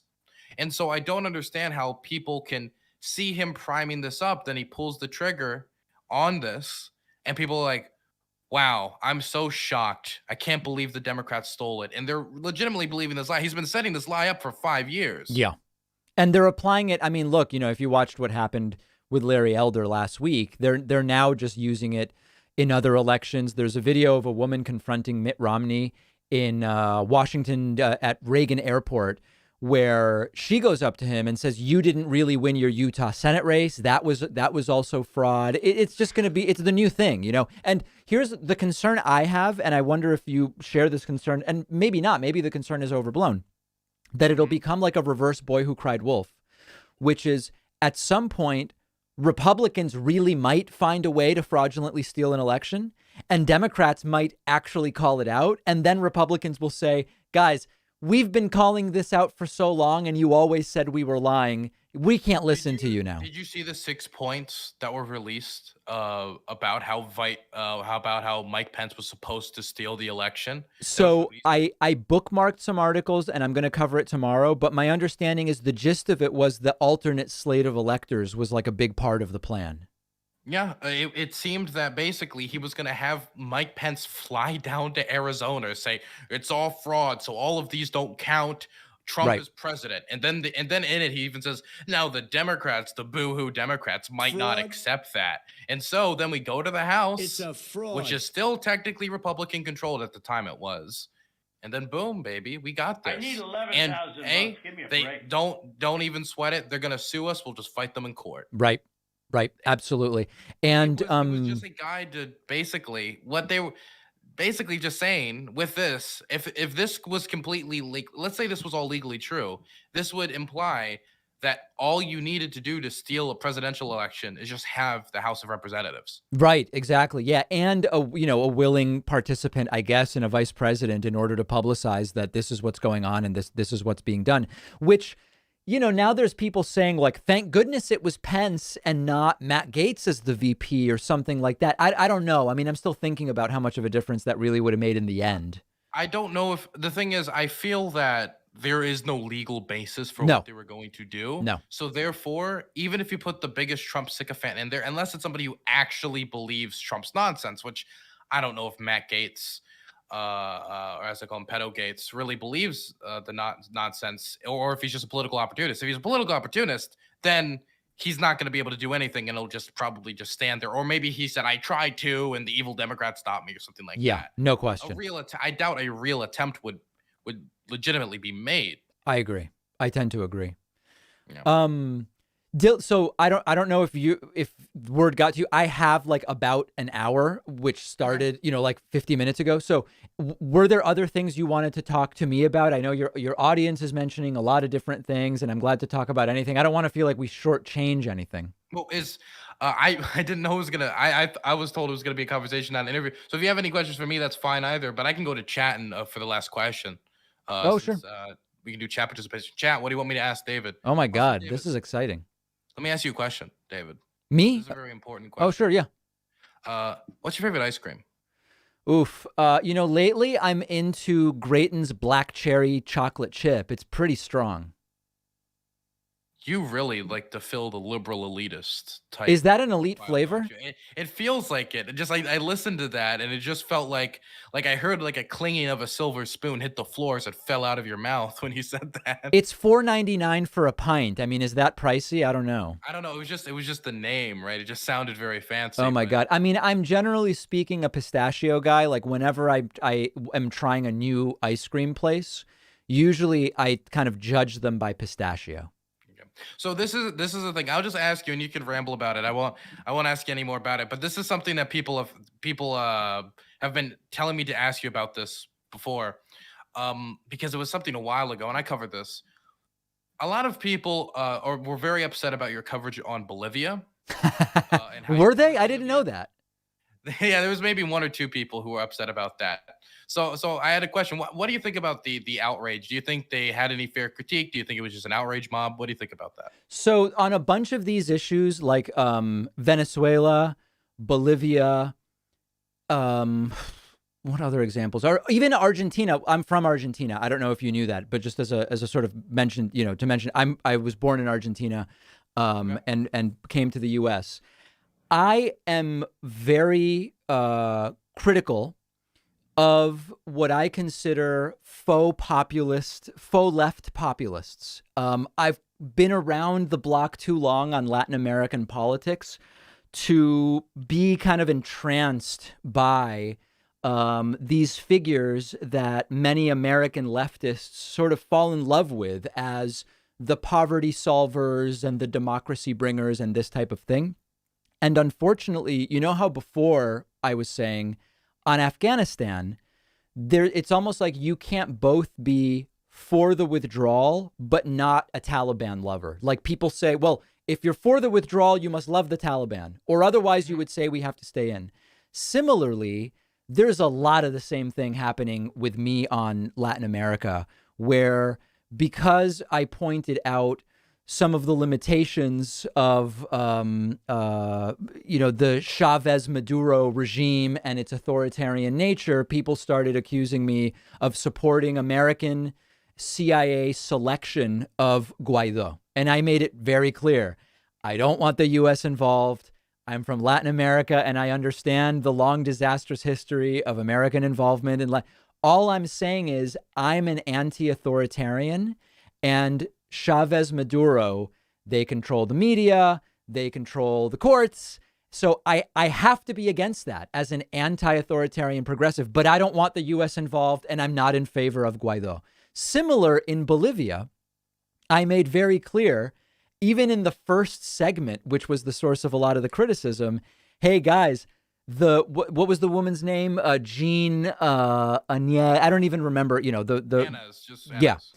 I said, this seems to be a right-wing nut, and it's quite plausible that, kook, that she's going to take over. But that doesn't mean, and I don't want the U.S. involved, but that doesn't mean that I have to love everything that's been going on in Bolivia. So basically, my basic view of this now would be, I know that people, whenever I appear on any show, love to talk about this like it's number one, the foremost thing on my mind. I don't think I've even mentioned it for 2 years at this point.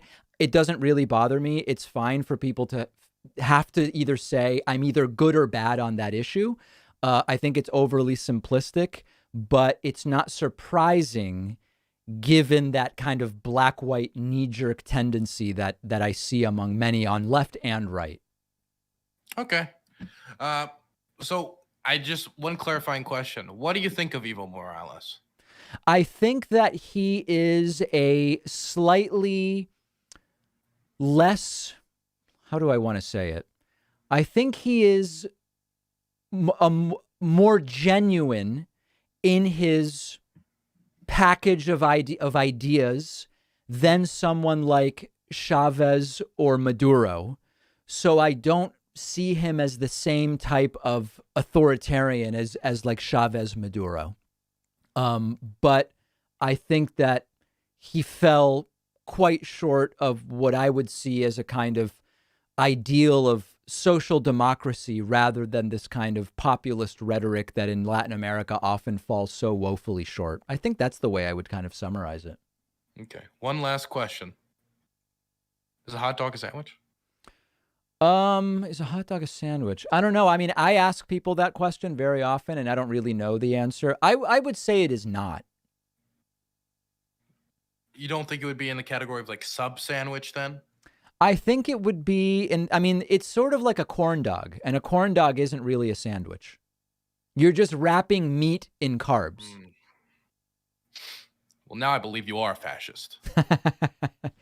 I don't know. Listen, I stopped eating pork a long time ago, so I'm kind of out of the hot dog game. Although I will occasionally have an all beef kosher dog, Okay, so that's all the questions I have, or don't want to take any more of your time. I just do want to say one thing though, is I'm actually 20, and I've been involved in like local electoral politics and like all this stuff since I was like 16, 17. And I gotta say that when I was like getting into politics, you were one of the shows that helped me actually get into politics. No way. And so I just wanted to thank you for that, man. I appreciate that. It's great to have more people. You're almost as old as the David Pakman show. Well, then it would make sense, right? I guess you were 4 when the show started. I was 6, and you were 4 when the show started. So that all adds up. 4. I was playing like I don't know what I was playing, the Nintendo Wii, maybe. I don't know. When was the Wii released? No, that was 2006. I couldn't. My parents didn't allow me to have video games, so I don't know. Really? Yeah. Why was that? They just thought it was bad. I don't know. I mean, I had video games since? I had computer games. I want to make it clear. I had computer games all along, but no consoles. I think they didn't like the idea of not only the computer, but also the TV being taken over by video games. I think that was really it. That was really. Have you played video games since then? Have you tried them? Of course. Awesome. You like any video games? I'm sort of just like, I play the Grand Theft Auto games. That's like a series I've been into since I was a lot younger. When former producer Lewis told me to get Portal, I bought Portal and played Portal, but I don't really know much about the whole culture. If someone has me play something, I'll play it, but I don't really know, people talk about Valorant. I don't know. I have no clue what that is. I couldn't tell you what that is. Hey, just don't do it. Don't get sucked into that. That or League of Legends. Don't touch either of those. Okay. Is Valorant a first-person shooter? It is a first-person shooter. Oh, it is. It's a team-based shooter. It's a team-based shooter. Gotcha. Okay. And is it single player or it's only played multiplayer? Oh, it's only played multiplayer. Okay, got it. I'm more of a single player. I like stories. Like I like a video game that's like a movie almost. I love Red Dead Redemption 2, for example. You know, there was a game that when we got our first computer, which was like 100 megahertz Pentium, which at the time you had the 100 megahertz and the 75, and it was like, we're going with 100. It's going to be so blazing fast. A game called Pitfall came with the computer, and I remember being into that game a long time ago. Well, David, I'm happy. I'm getting a little blurry now, so I guess it's a signal from my computer that I need to skedaddle. Thank you so much for having me on. Can I just shout out my stuff quick? Please, yeah. Okay. I might be extremely blurry now, but you know what? You can't find me blurry on my YouTube channel, Dylan Burns TV. We're pushing it really hard right now. We're trying to get it to 50K, and we just released a video of all my footage, all the interesting footage from my time at the Capitol. Please go check it out at Dylan Burns TV. That's Dylan. That's DYLAN BURNS TV. And thanks, David. I really appreciate you having me on. Yeah, my pleasure. And, you know, if anybody in your audience wants to find me, we're trying to get to 100,000 on Twitch. So just please follow me on Twitch. And as far as I know, that's still legal, as Tucker Carlson likes to say, for now. Yeah. You're not Lauren Southern. You haven't been banned yet. I have not yet been banned. Yeah, exactly. Not yet been banned. Yeah. Awesome. See you later, man. All right. Thanks. Keep up the great work. You too, man. Okay. Bye-bye. See ya. All right. There is Dylan Burns. Wow.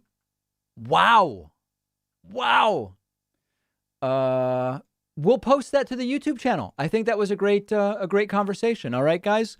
Thank you for joining me. Trump rally Saturday. I will see you then.